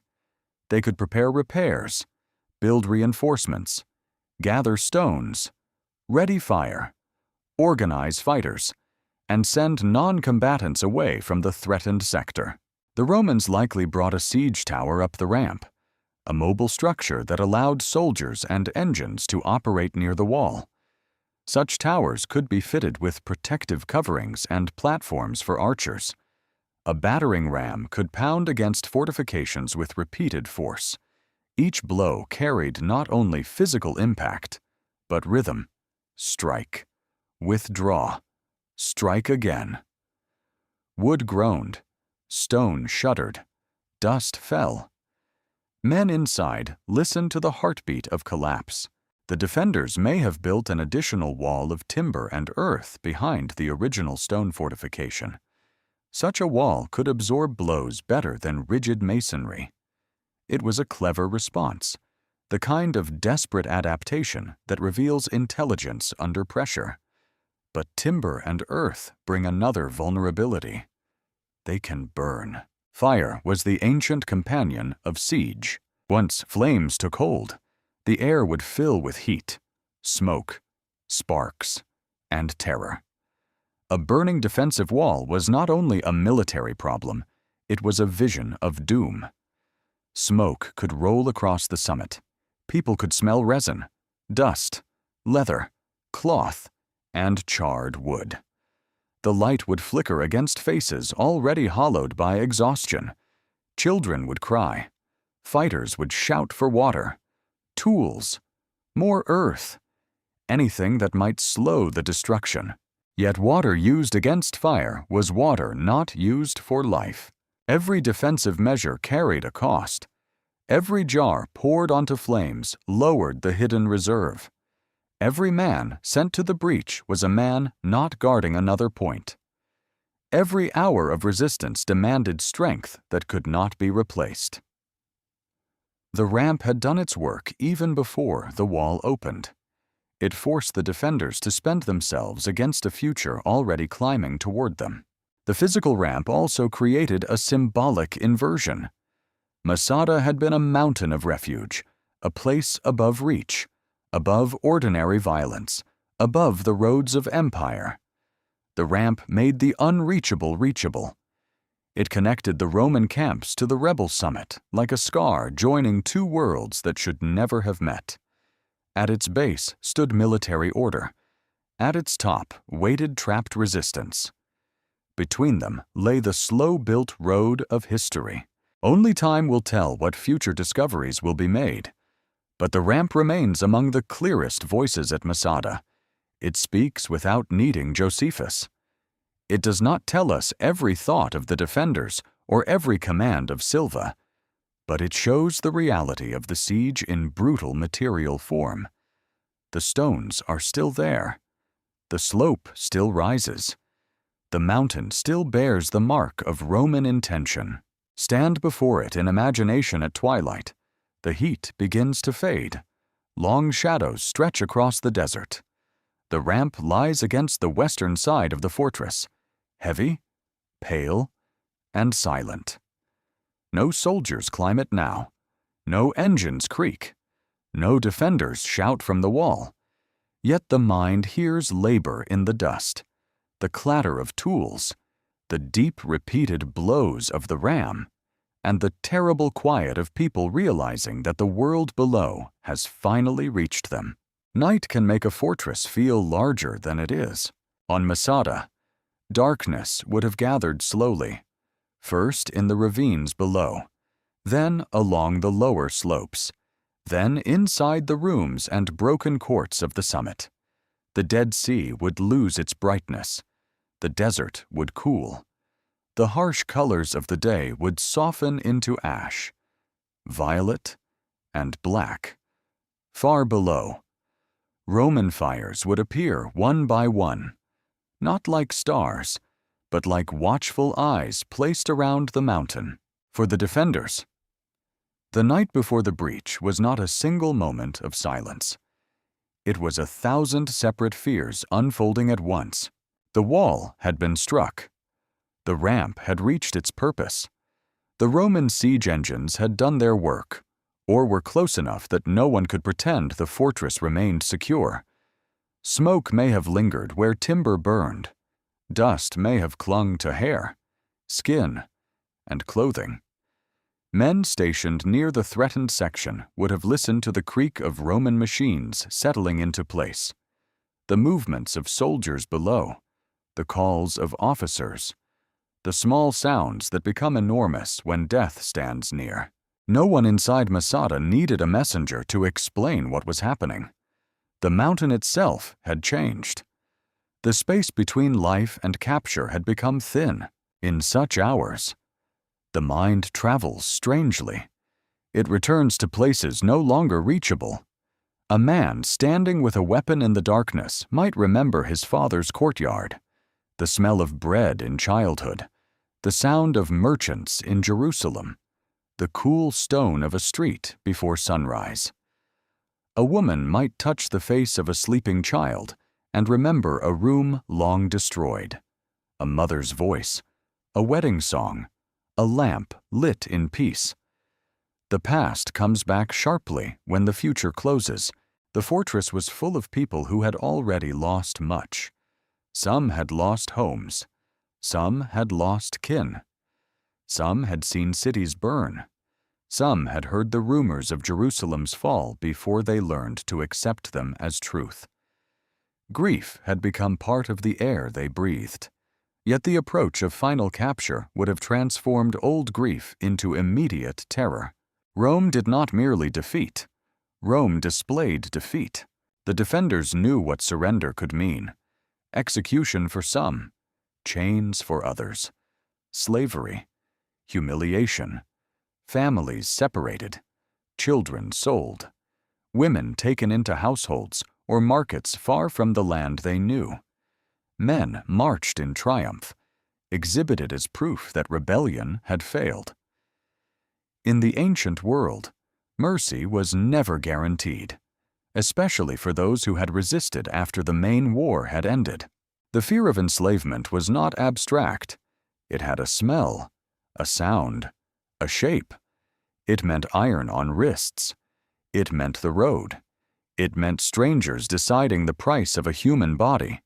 It meant names mispronounced or erased. It meant sacred rhythms broken by command. It meant that the last memory of home might become the face of a buyer in a market. Against that fear stood another horror, the decision to die. This is the place where Masada becomes almost unbearable to contemplate. Not because death in war was rare. The ancient world was familiar with slaughter. Cities were stormed. Villages burned. Armies were cut down. Captives were crucified or sold. What makes the final night so haunting is the suggestion that death was considered, argued, chosen, and organized from within. If Josephus preserves even the outline of truth, then the defenders did not simply perish in the chaos of assault. They faced a collective decision. Their leader spoke. The people listened. Some agreed. Some may have resisted. Some may have been stunned into silence. No ancient text can fully recover the faces in that gathering, and no archaeological layer can preserve the tremor in a human voice. One must imagine not only speech, but interruption. A man saying that freedom must be kept even in death. Another asking what freedom means for a child who has not chosen. Someone invoking the law. Someone warning against self-destruction. Someone describing the cruelty of Rome. Someone weeping without words. someone angry at the very need to discuss such things, someone staring at the floor, already elsewhere in the mind. The final night, if it unfolded as tradition remembers, was not made of simple heroism. It was made of agony. Communities under extreme pressure do not become pure symbols. They remain human. They disagree. They fear. They persuade. They obey. They break. Some rise to terrifying conviction. Some are carried along by the will of others. Some cling to belief because doubt is too heavy to bear. Some consent because the alternatives seem worse. Some do not consent at all. But history loses their protest. The lamps would have burned low in the rooms. Oil was precious, but darkness would have been harder still. Families may have gathered their belongings, not to save them, but to decide what must be destroyed. According to the ancient account, possessions were burned so that Rome would inherit no spoils of comfort. Food stores were left so that the conquerors would understand the defenders had not died from hunger. If true, this was a final message shaped through material things. We were not starved into defeat. We chose our end. That message would have required discipline of a frightening kind. To burn one's own household goods is to declare the future impossible. Baskets, bedding, tools, garments, vessels, and stored objects carry the memory of use. They are not mere items. They are the structure of daily life. A cup held many times by the same hand becomes part of that hand's history. A garment repaired again and again carries a map of survival. To place such things in fire is to cut the thread between yesterday and tomorrow. Smoke may have moved through the fortress like a second darkness. The smell of burning wood, cloth, leather, and oil would have mixed with the desert night. Sparks might rise above walls where the Roman sentries could see them.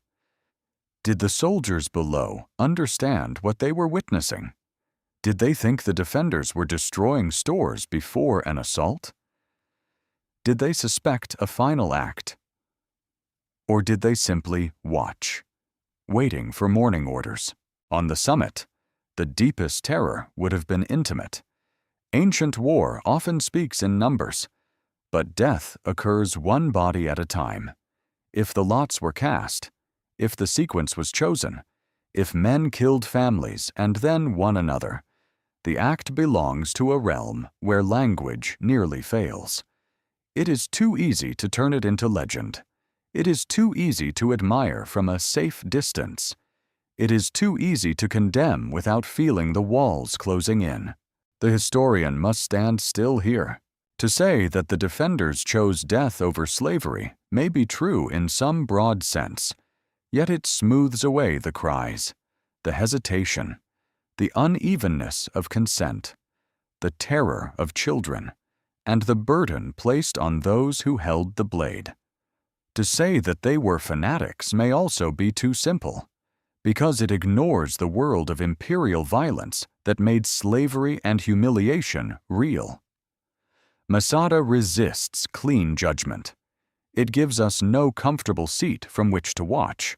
Perhaps some prayed. Perhaps some recited sacred words. Perhaps some sat in stunned quiet.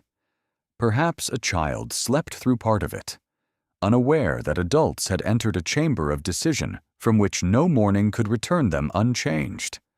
The stars above Masada would have looked indifferent, scattered across a black sky that had watched empires rise and vanish long before Rome. At the edge of the plateau, the night wind moved over the cliff.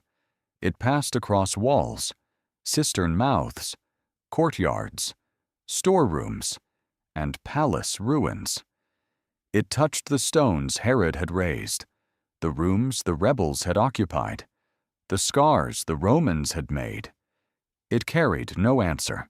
Dawn would come.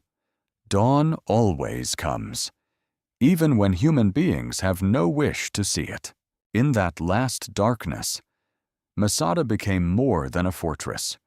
It became a threshold between history and memory, between what may have happened and what later generations needed to believe had happened.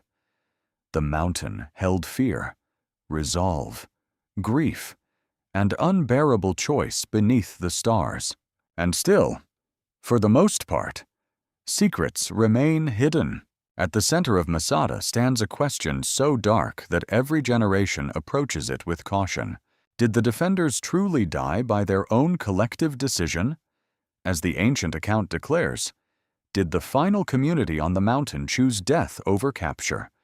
Or has memory, grief, politics, and literary drama shaped a more complicated event into a single terrible image? The question is not a small one. It touches the bones of the dead, the honor of the living, the violence of empire, the nature of resistance, and the strange power of a story told at the edge of defeat. It asks us to decide how far a written account may be trusted when archaeology gives fragments but not a full confession. It asks us to listen closely, without forcing silence to speak too loudly. Josephus gives the most famous version.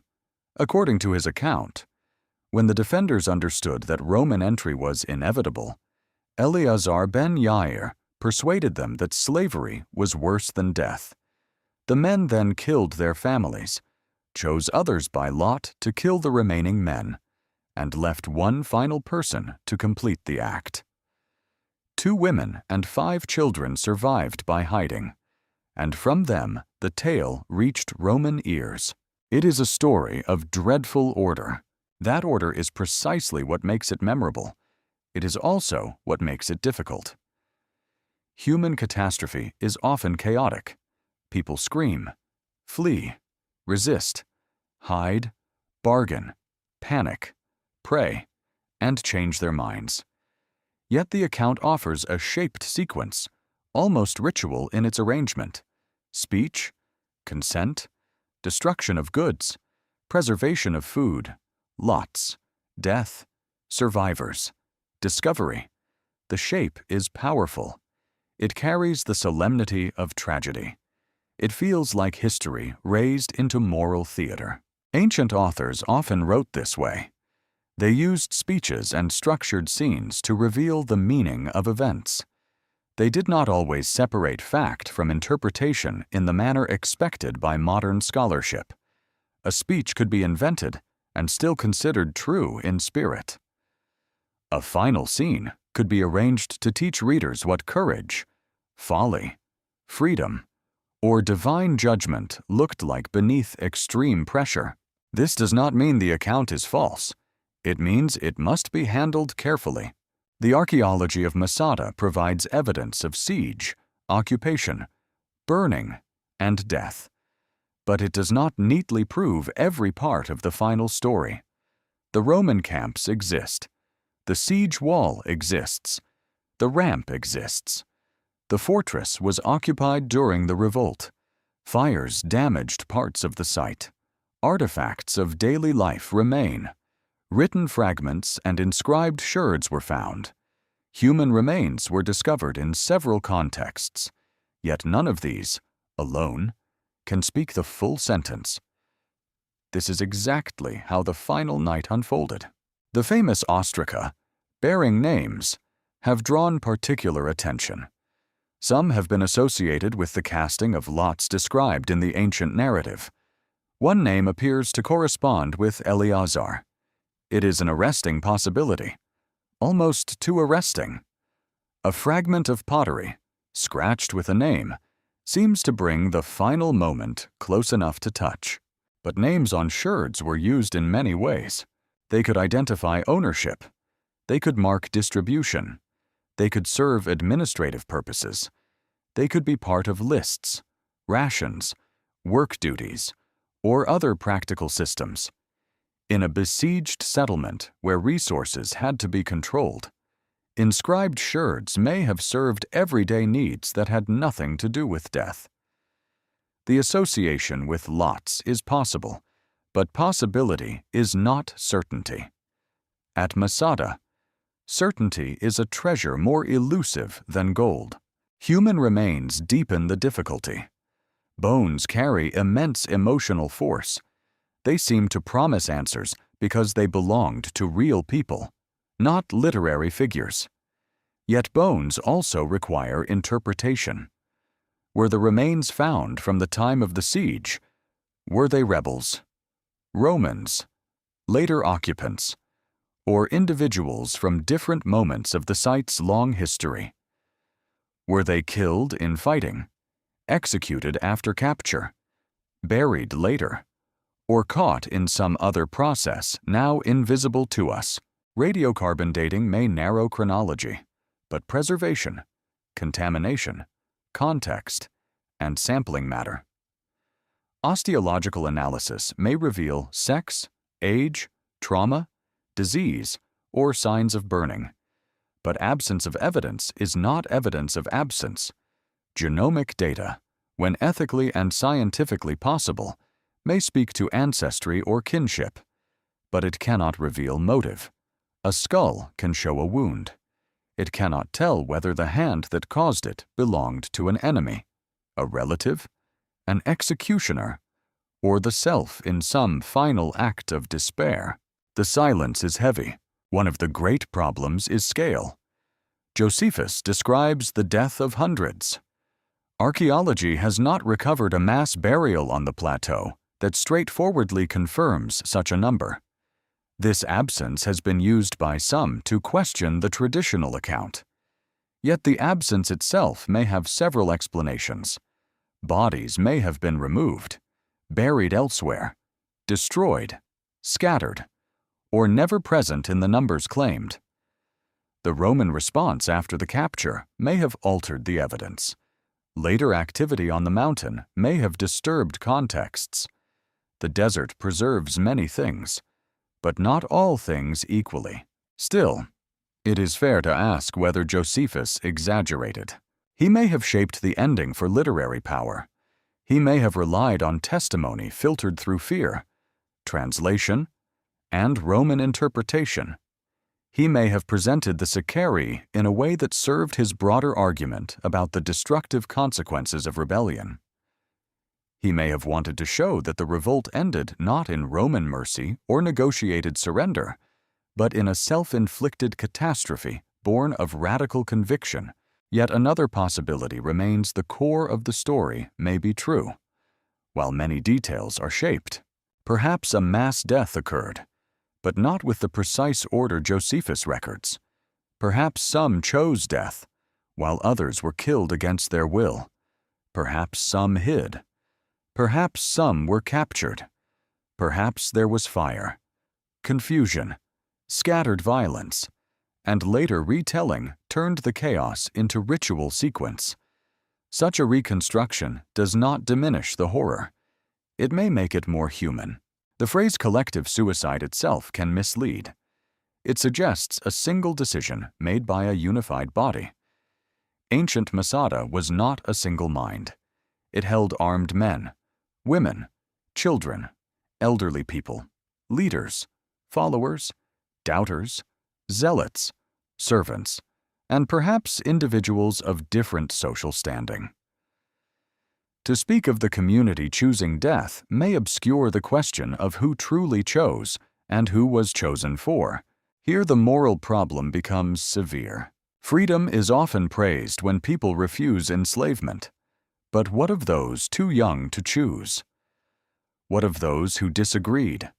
What of women whose voices were not preserved? What of children who had no language for empire, honor, law, or historical destiny? A story of heroic resistance can become ethically dangerous when it erases the unequal burden of the decision. At the same time, condemnation from a comfortable distance is also too easy.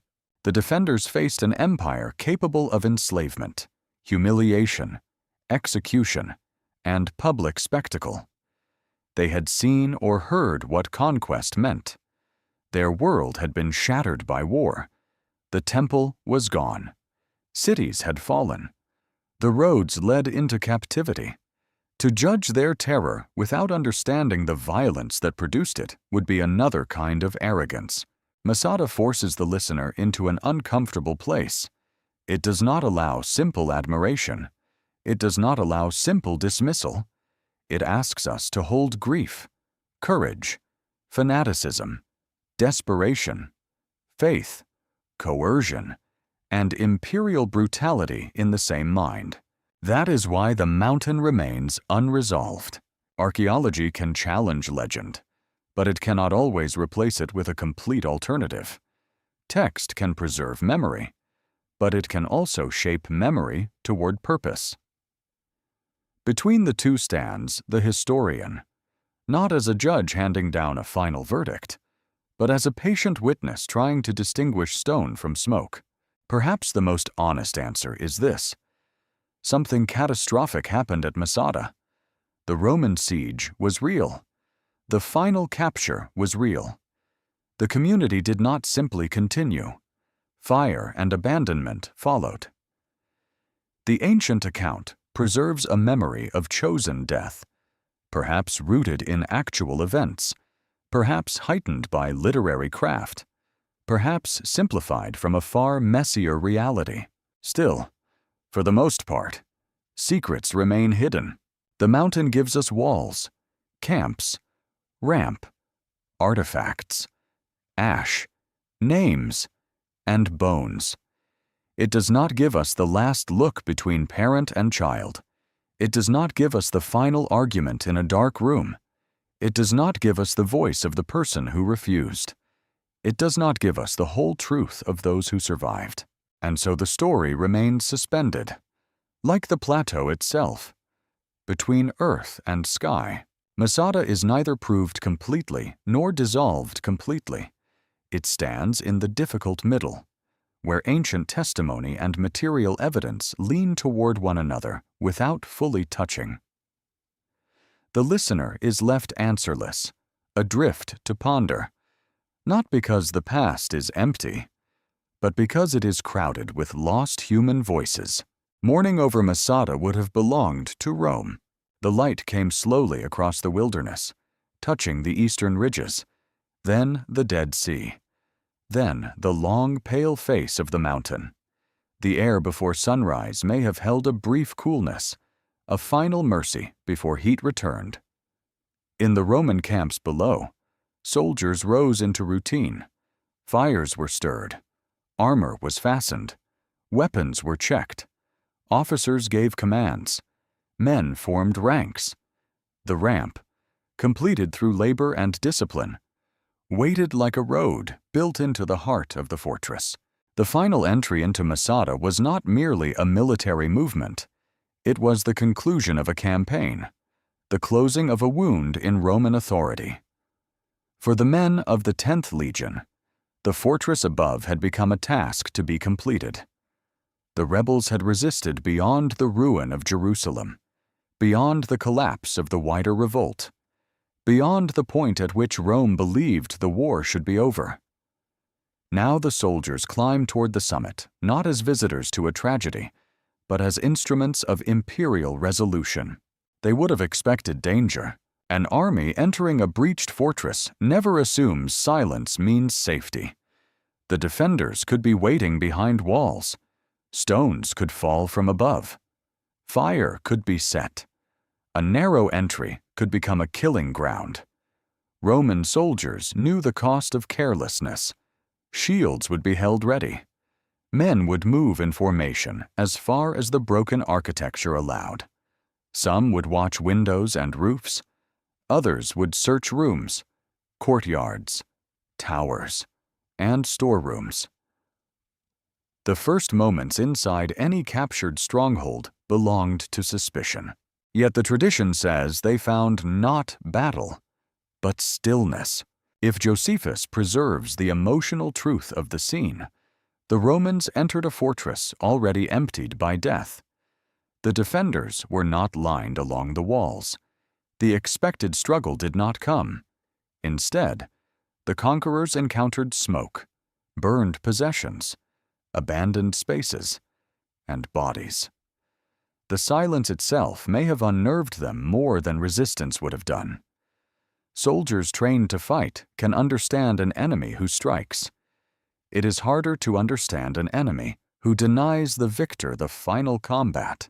Imagine the legionaries moving through Masada's rooms, a palace chamber blackened by fire, a courtyard strewn with broken vessels, a domestic space where mats, baskets, and clothing had been burned or scattered, storerooms still containing food, a deliberate sign if the ancient account is trusted, doorways opening into darkness, the smell of ash and old smoke, the buzzing of flies, the heat already rising. There is a terrible intimacy in the aftermath of siege. During battle, enemies are shapes across distance, voices beyond walls, targets behind shields. After capture, the victor enters the private world of the defeated. He sees where they slept. He sees their cooking pots, children's things, sandals, lamps, jars, fragments of cloth, traces of meals, stains of smoke, perhaps blood. War becomes domestic. The abstract enemy becomes a household. Rome had conquered many cities and fortresses. Its soldiers had seen death in forms beyond counting. Yet Masada must have possessed its own strangeness. The site was not a broad city full of streets, markets, and temples. It was a confined summit, a world at the edge of the desert, isolated from ordinary movement. The dead, if found as described, belonged not to a battlefield, but to a final inward act. The fortress had defeated the usual script of conquest. Rome had broken in, but the prize had already withdrawn from its grasp. What did the Romans do then? The ancient record gives only limited details, and the earth is cautious. We can imagine practical necessities. The soldiers secured the summit. They checked for hidden survivors.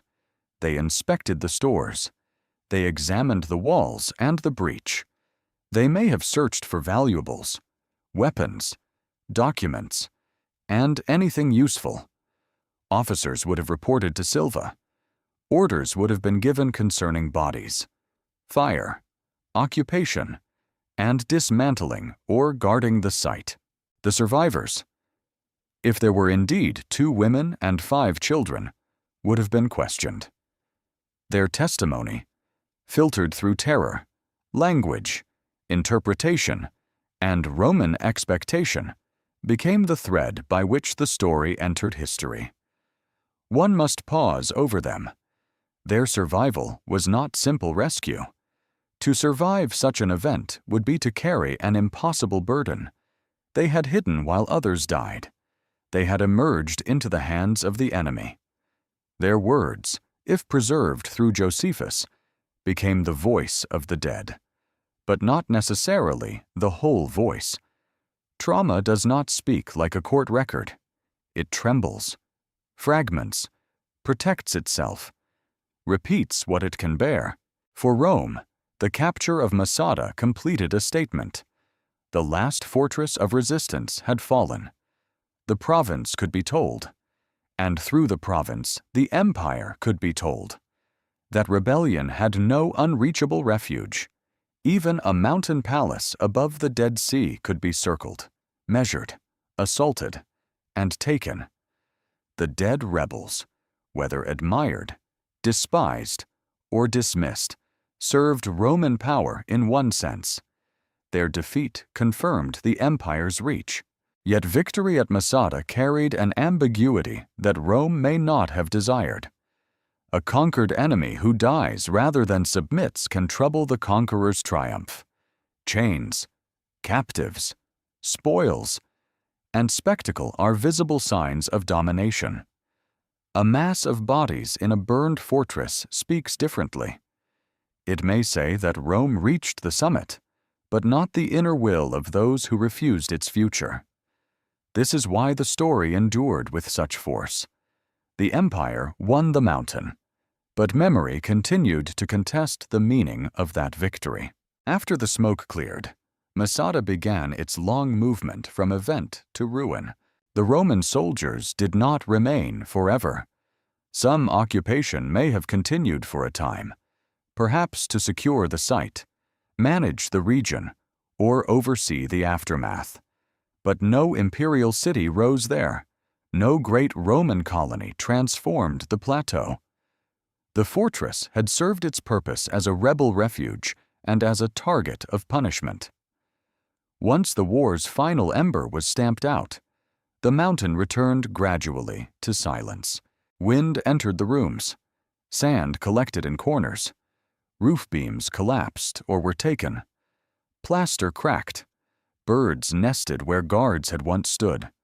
The walls, stripped of voices, listened only to the desert. The Roman camps below hardened into outlines, then into ruins, then into shadows visible from above. The siege wall remained, not because anyone tended it, but because the wilderness preserves some scars with astonishing patience. Objects lay where they fell or where they were abandoned. Pottery broke and settled into dust. Food remains dried. Coins slipped between stones. Lamps were buried. Textiles, in rare conditions, survived as fragile witnesses. Written fragments waited in darkness. The mountain became an archive without librarians, guarded by heat, altitude, and neglect. This transformation is one of history's quietest mysteries. A place of terror becomes a place of stillness, a place filled with commands, prayers, grief, and violence becomes an arrangement of stones beneath the sky. Later eyes see ruins and imagine drama, but for centuries the mountain simply endured. Days passed over it in numbers beyond human feeling. Summer heat, winter rain, sudden floods, stars, birds, dust, and silence. The aftermath also belonged to those not on the mountain. Families elsewhere may have never learned the exact fate of kin who fled to Masada. Communities shattered by the war carried grief without graves. Captives taken in other places grew old in foreign lands. The temple remained destroyed. Judea lived beneath Roman rule, altered forever. Masada was one wound among many, but its isolation gave that wound a particular shape. In the great machinery of imperial history, the siege may have seemed a small final operation. For those who lived and died there, it was the whole world. That is the scale history so often struggles to hold. Empire counts provinces. Human beings count faces. After the smoke cleared, Rome moved on. The desert did not. The desert stayed with the dead, with the broken rooms, with the ramp and the camps, with the cisterns holding darkness instead of water. It covered without forgetting. It erased without fully destroying. It allowed Masada to become both less and more than it had been less a living fortress, more a vessel of unanswered memory. Only time will tell what future discoveries will be made, but the first aftermath remains hidden in the spaces between stone and text. We do not know every order given by Silva. We do not know how the soldiers reacted when they entered. We do not know how the survivors spoke, or how much of their testimony changed as it traveled through Roman ears and into written history. What remains is a mountain after violence, a fortress emptied of breath, a place where victory and loss became indistinguishable beneath the rising sun.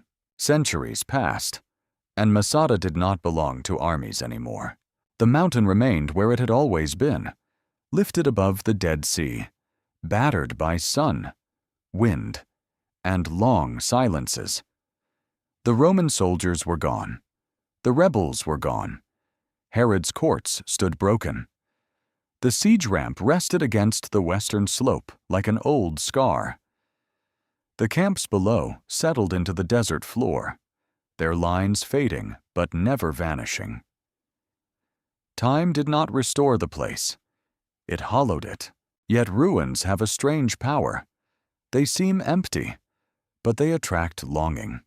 They gather memory even when the meaning of that memory changes. People come to ruins because the present feels too narrow, because the dead seem nearer there, because stone offers a kind of witness that flesh cannot. At Masada, new seekers eventually climbed the ancient paths, not as kings, rebels, or conquerors, but as monks. The Byzantine period brought a different kind of presence to the plateau. These were centuries when Christianity had spread across the eastern Mediterranean and taken root in the landscapes of Scripture, pilgrimage, and desert devotion.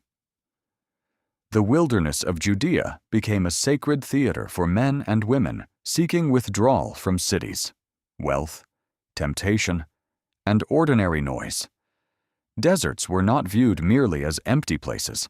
They were places of trial, purification, angels, demons, fasting, prayer, and spiritual combat. The same harshness that once made Masada a fortress made it suitable for another form of resistance against the distractions of the world. A small Byzantine church was built on the summit. It was not grand like an imperial basilica. It did not attempt to rival Herod's architecture. Its power lay in its humility and its location. Built among earlier ruins, it placed Christian worship within a landscape already burdened by Jewish revolt, Roman violence, and royal ambition. Stone was reused. Space was reinterpreted. The mountain that had held palaces, storerooms, barracks, and desperate households now heard chant, prayer, and the measured quiet of monastic life. One can imagine the monks moving through Masada at dawn. They rose while the stars were still visible. The air was cool. Their sandals touched stones once crossed by soldiers and rebels, though they may not have known every layer of the ground beneath them. They gathered in the church. Lamps burned softly. Voices murmured sacred words. Outside, the Dead Sea lay silent below the cliffs. The desert, which had once served military isolation, now served contemplation. This was not forgetfulness. It was transformation. Ancient sites do not keep a single meaning forever. They are inhabited, abandoned, rediscovered, renamed, sanctified, contested, and reimagined. The Byzantine monks did not erase Masada's earlier history in a deliberate modern sense. They lived atop it. Their presence added a new layer to the palimpsest. Beneath their feet lay Herod's foundations, rebel dwellings, burnt rooms, Roman scars. Around them stood the fragments of a world whose meanings had changed with empire, language, and faith. Stratigraphic excavation makes such layering visible. The archaeologist learns to see not one Masada, but many. A Herodian wall, a rebel adaptation, a Roman destruction layer, a Byzantine installation, a later disturbance. Each period reuses what it inherits. Each generation treats the remains of the past as available material, sacred warning, convenient shelter, or mystery. The mountain becomes a vertical archive, and the soil holds different centuries in uneasy contact. The Byzantine church on Masada reminds us that history does not end when the famous event ends. Places continue to live quieter lives. They pass through hands that later narratives often treat as secondary. Yet these quieter occupations matter deeply. They reveal how landscapes of trauma can be absorbed into new forms of meaning. They show that even a site associated with siege and death could become a home for prayer. For the monks, Masada's remoteness may have been an attraction. The climb itself separated them from the ordinary world. The emptiness around them disciplined the senses. Hunger, heat, thirst, and isolation were no longer simply dangers to be managed. They could become instruments of devotion. A cistern might serve a monastic community as it once served a royal fortress and a besieged settlement. The same stored water could sustain different visions of life. This continuity is humbling. Human beings often imagine that their meaning for a place is final. Herod may have believed Masada existed for royal security. The rebels may have believed it existed for defiance. Rome may have believed it existed to demonstrate punishment. The monks may have believed it existed for contemplation and divine nearness. Each was sincere within a different horizon. The mountain accepted all of them and belonged completely to none. The Byzantine presence also changes the mood of Masada. It places a thread of life after catastrophe, not triumph, not restoration, not healing in any simple sense, but continuation. Someone still climbed. Someone still fetched water. Someone still repaired walls. Someone still lit lamps. Someone still looked out over the same Dead Sea and asked questions that cannot be answered by empire. The ruins would have spoken to them, even if imperfectly. A monk passing through Herod's shattered palace may have seen evidence of worldly vanity. Painted plaster reduced to fragments, royal rooms abandoned to dust, a fortress built by power now roofless beneath heaven. The moral lesson would have been immediate. All human grandeur passes. The wealth of kings becomes shelter for birds. The strategies of rulers become broken stones under the feet of pilgrims. Yet the desert spirituality of the age did not merely despise the past, it contemplated it. Ruins were reminders of judgment, time, mortality, and the fragility of human plans. To live among them was to live inside a sermon written by history itself. The monks' lives were likely simple and demanding. Food had to be brought or grown in limited ways where possible. Water remained precious. Heat remained oppressive. The plateau, though no longer under siege, still enforced discipline. The body could not forget the environment. Prayer in the desert was never detached from thirst, fatigue, silence, and exposure. The sacred life was lived through the body, not apart from it. At night, the church would have stood beneath immense stars. The old walls, dark and broken, surrounded the small Christian enclosure. Wind moved over stones from different eras. The Roman camps below may have been visible as faint shapes in the moonlight. Did the monks know who had built them?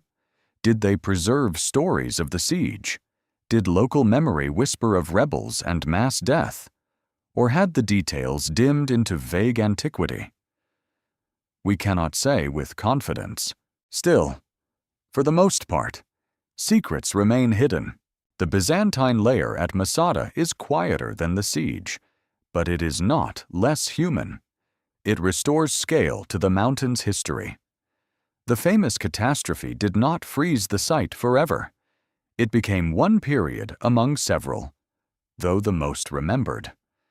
Later, people continued to seek meaning there, and in doing so, they altered the mountain's voice. Archaeology recovers this through fragments of walls, mosaic, pottery, inscriptions, and architectural traces. Each is modest compared with the drama of ramp and revolt. Yet together they reveal a profound truth. Memory is not a single flame, but a series of lamps lit in different rooms across time. The monks of Masada stood among ruins of violence and made a place for prayer. They did not command legions. They did not raise palaces. They did not defy Rome with weapons.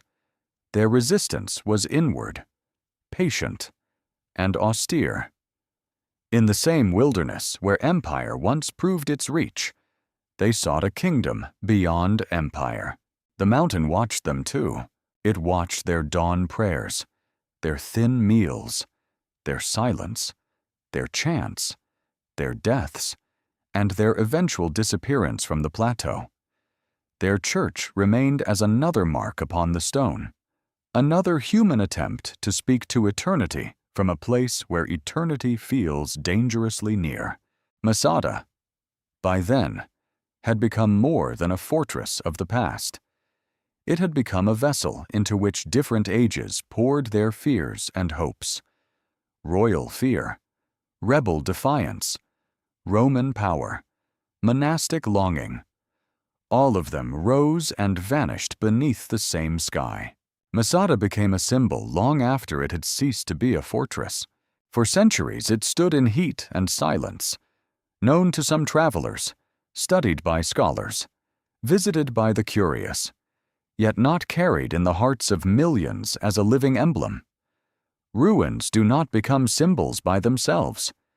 People make them so. They choose, arrange, retell, simplify, sharpen, and sanctify. A mountain becomes more than a mountain when a society climbs it, carrying fear, grief, hope, and the need for an ancestor. In the modern age, Masada rose again. Its stones were no longer only archaeological remains. They became part of a new language of memory. For Jewish communities, especially in the years surrounding the birth of the modern state of Israel, Masada came to represent courage, resistance, sacrifice, and the refusal to surrender before overwhelming power. The story spoke with particular force in an age shadowed by exile, persecution, genocide, war, and the search for safety in an ancestral land. The ancient plateau seemed to offer a stark and burning lesson. Never again would Jews be trapped without defense. Never again would the final choice be death or slavery. This was not simply history. It was moral fire. Young people climbed the mountain. Soldiers climbed it. Guides told the story in the cold hours before dawn, when the ascent itself became a ritual of memory. The rising sun over the Dead Sea transformed the summit into a stage. The desert below glowed gold. The Roman camps appeared in the morning light. The ramp lay visible against the western side, mute and undeniable. In such a setting, the past did not feel distant. It felt present, almost breathing. The phrase often associated with modern remembrance declared that Masada shall not fall again. It was not a statement about stones. The fortress had already fallen. It was a vow about people. It meant that helplessness would not be repeated. It meant that sovereignty, defense, and collective survival had become sacred duties. The ancient dead were called into the service of modern resolve. Yet symbols are never innocent. They illuminate, but they also cast shadows. When Masada was shaped into a heroic national myth, certain parts of the story became bright, and others became dim. Courage became central. Defiance became central. The Roman siege became the image of imperial oppression. The final deaths became martyrdom, or at least terrible nobility. The complications, factional violence, internal coercion, uncertainty in the archaeological record, and the ethical pain of children dying within the story could be softened or set aside. This is how memory often works. It does not lie in a simple way. It selects. A nation, like a person, needs stories that help it endure. But the historian must ask what has been selected, what has been forgotten, and why. Masada can inspire strength, but it can also warn against the romance of death. It can honor resistance, but it can also force us to consider the danger of leaders who make absolute choices for an entire community. It can speak of freedom, but it can also ask what freedom means when the vulnerable bear the price. In the modern telling, Masada often became a mountain of heroic refusal. In scholarly debate, it became something more contested. Archaeologists, historians, and critics examined the evidence with colder instruments. They questioned the scale of the final suicide. They reconsidered Josephus. They reviewed the contexts of bones and ostraca. They asked whether national feeling had outrun material proof. They argued that archaeology should not be forced to confirm a desired legend. This debate did not destroy Masada's meaning. It made the meaning more difficult, and therefore more mature. For a public difficulty can feel like betrayal. People often want the past to stand still. They want ancestors to speak clearly. They want a monument to say one thing. But ancient places rarely obey such wishes. The more closely we study them, the more human they become, and the more human they become, the less easily they serve as pure symbols. Masada also entered global imagination. Visitors from across the world came to see the fortress, not only as a site of Jewish memory, but as a monument to ancient engineering, desert survival, Roman siegecraft, and the drama of resistance. Tourists walked among storerooms, palaces, bathhouses, casemate walls, cisterns, and the remains of later sacred occupation. Cameras replaced notebooks. Cable cars carried many upward, where ancient feet once struggled along steep paths. The mountain became accessible, photographed, narrated, and consumed. There is a strange tension in this. A place associated with isolation and death became a destination. A fortress of last resort became a site of scheduled visits, guided routes, gift shops, and sunrise hikes.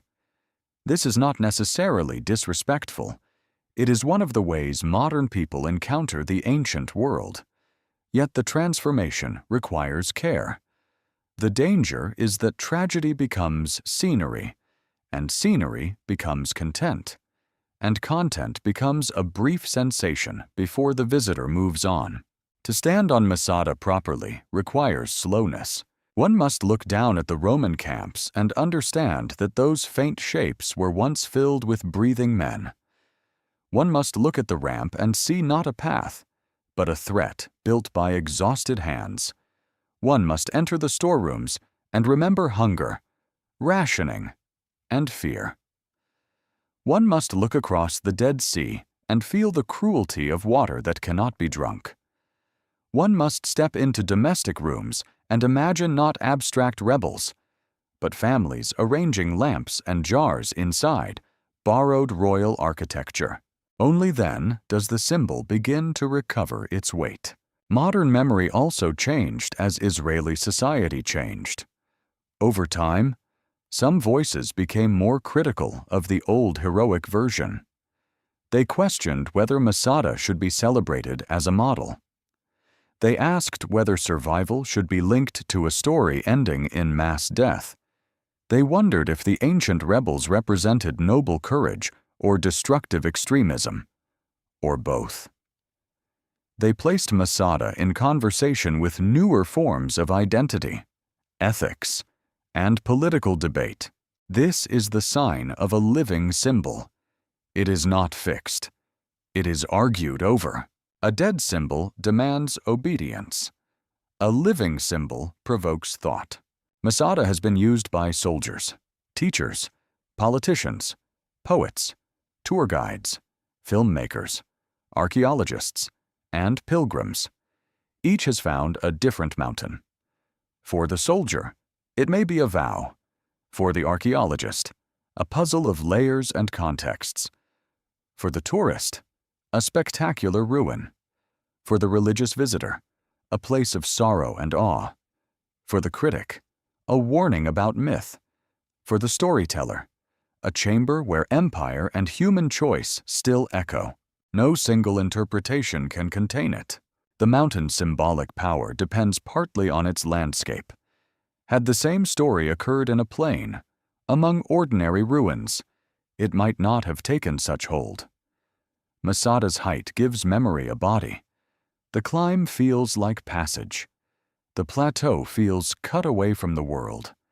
The desert magnifies silence. The Dead Sea below appears ancient beyond measurement. The Roman works remain visible, allowing the eye to grasp the siege as a complete drama. The place itself teaches scale. This is why physical ruins matter. They resist abstraction. They force the mind to deal with distance, heat, stone, and horizon. They remind us that history happened somewhere, under weather, inside bodies, among objects that broke and survived. Without the mountain, Masada might be only a chapter in a book. With the mountain, it becomes an experience of height, exposure, and unease. Yet the most honest modern relationship with Masada may require refusing both blind worship and easy dismissal. To worship the story without question risks turning suffering into spectacle. To dismiss it as mere myth risks insulting the real people who lived, feared, fought, and died there. Between these extremes lies a harder path. Reverence joined to scrutiny. That path is not comfortable. It is necessary. Masada teaches that memory must be strong enough to survive questions. A fragile myth fears excavation. A mature memory can stand beside the trench. Watch the dust rise, and accept that truth may be more complicated than legend.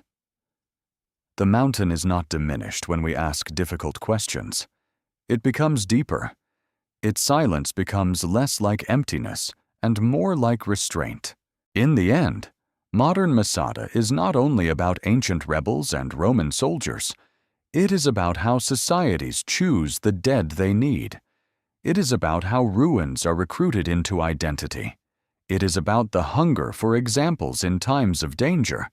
It is about the line between courage and despair, between remembrance and invention, between honoring ancestors and asking too much of them. The plateau remains above the Dead Sea, sunstruck and severe. People still climb. People still listen. People still argue.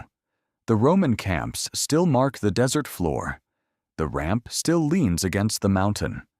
The rooms still hold the absence of those who cannot explain themselves. And still, for the most part, secrets remain hidden. Masada became a symbol because human beings cannot live by facts alone.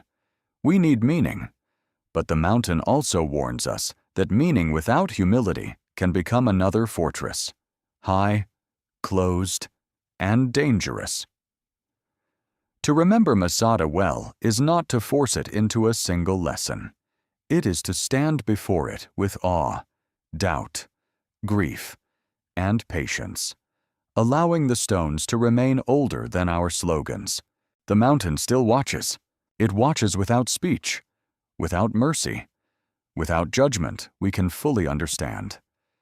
It watches the Dead Sea glimmer in the morning and darken under evening winds. It watches visitors cross the plateau where kings once planned against danger, where families once measured fear in cups of water, where soldiers once brought the machinery of empire against stone.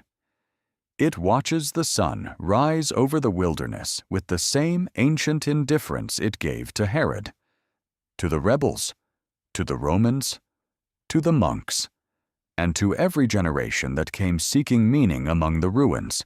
Masada endures because it is more than a place where something happened. It is a place where history refuses to become simple. A lesser story would give us heroes and villains, courage and cruelty, freedom and oppression, all arranged in clean lines. Masada gives us these things, but never cleanly. It gives us Roman power, undeniable and terrifying, expressed through camps, walls, ramp, discipline, and the patient transformation of landscape. It gives us Jewish resistance, fierce and wounded, born from occupation, sacred loss, factional violence, and the desperate desire not to disappear beneath another people's command. It gives us royal ambition, preserved in palaces and cisterns built by a king who feared the world below him. It gives us faith, fear, hunger, memory, and death. Above all, it gives us uncertainty. This uncertainty is not a failure of history. It is part of history's truth. The past rarely arrives whole. It reaches us as fragments. A written account composed by a complicated survivor, a broken pot, a burned room, a name scratched into pottery, a wall line visible from the air, a cistern cut into stone, a bone whose silence must not be abused. The historian works among these fragments like someone gathering embers after a fire, careful not to mistake glow for flame. Radiocarbon dating can narrow the passage of time. Stratigraphic excavation can reveal which layer came first and which destruction followed. Lithic analysis can study stone, tool marks, construction methods, and the material logic of siege. Genomic data may one day speak further, where ethics, preservation, and science allow. Yet none of these methods can recover every final thought. They cannot restore the exact sound of a mother's voice in a dark room. They cannot tell us whether a child understood the fear around him. They cannot bring back the argument that may have broken out when hope itself became unbearable. Science anchors us, but it does not remove the mystery. It teaches humility. The ancient world was not a childhood version of our own. Its people were not simple, superstitious figures moving through a dim prelude to modernity. They were our intellectual and philosophical equals, living under harsher skies, within different systems of belief, power, and obligation. They built reservoirs in desert cliffs. They wrote histories of war and morality. They argued over law, freedom, and divine will. They organized empires, resisted empires, sanctified places, destroyed places, and remembered the dead with the same hunger that moves us still. To approach Masada with dignity, we must allow the people there to remain fully human. The Romans were not machines, though their army could feel like one. They were men drawn from provinces and cities, trained to obey, hardened by service, bound to officers, pay, comrades, and the demands of imperial order. Some may have felt pride in their work. Some may have felt hatred. Some may have felt nothing but exhaustion under the desert sun. They built the ramp because Rome commanded them to build it, and because empire is often made from ordinary obedience. The defenders were not statues of perfect courage. They were people trapped in history's narrowing corridor. Some were fierce believers. Some may have been frightened followers. Some may have questioned their leaders. Some may have held children and wondered whether any choice left to them could still be called righteous. Their world had been smashed by war. Their sacred center had burned. Their future, if captured, likely meant slavery, humiliation, exile, or death. To remember them only as symbols is to abandon them a second time. The tragedy of Masada lies not in a single answer, but in the collision of impossible pressures. Empire claimed the right to rule. Rebels claimed the right not to submit. Geography delayed the outcome. Engineering ended the delay. Memory transformed the result. And now we stand far away in time, listening. What, then, is the legacy of Masada? It is not merely that people can resist overwhelming power. That is true, but incomplete. It is not merely that empires can reach even the highest refuge. That is also true, but incomplete. It is not merely that death may be chosen over enslavement, or that such a choice can be heroic, tragic, coerced, or morally unbearable, depending on where one stands. Masada's legacy is larger and more troubling.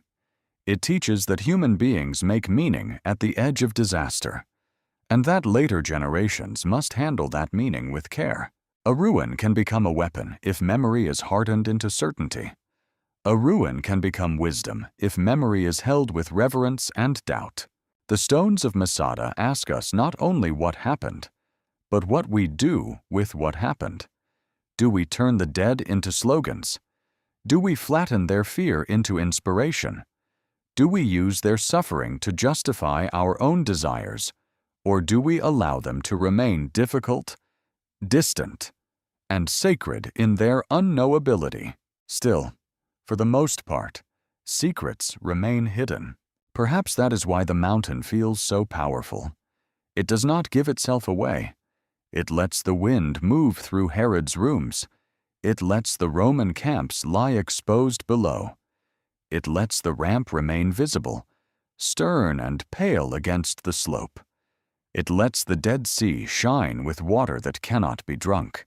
It lets visitors speak, argue, pray, photograph, and fall silent. Then it returns to itself.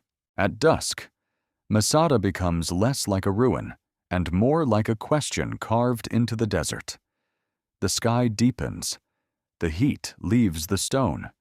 Shadows gather in cistern mouths and broken chambers. The plateau seems suspended between worlds, the world of the living who have come to look, and the world of the dead who cannot answer. In that hour, history loses its sharp edges. The mountain is no longer only Roman, Jewish, Herodian, Byzantine, ancient, modern, political, sacred, or archaeological. It is all of these, and something beyond them. It is a reminder of how small we are against time, and how enormous our choices can become. For empires fall, fortresses empty, kings die, armies vanish, speeches dissolve. Even grief changes shape as centuries pass, but traces remain. A wall, a path, a fragment, a story, a name, a question.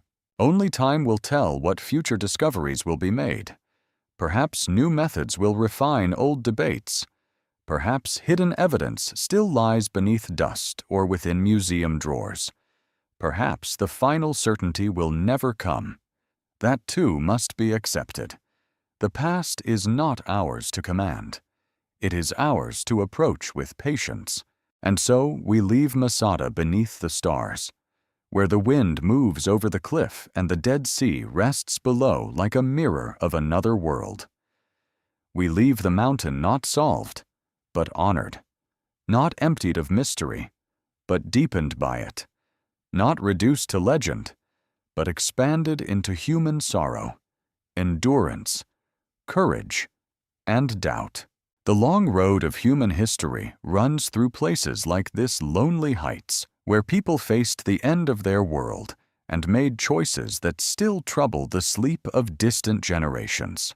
Masada remains. The empire is gone. The mountain still watches,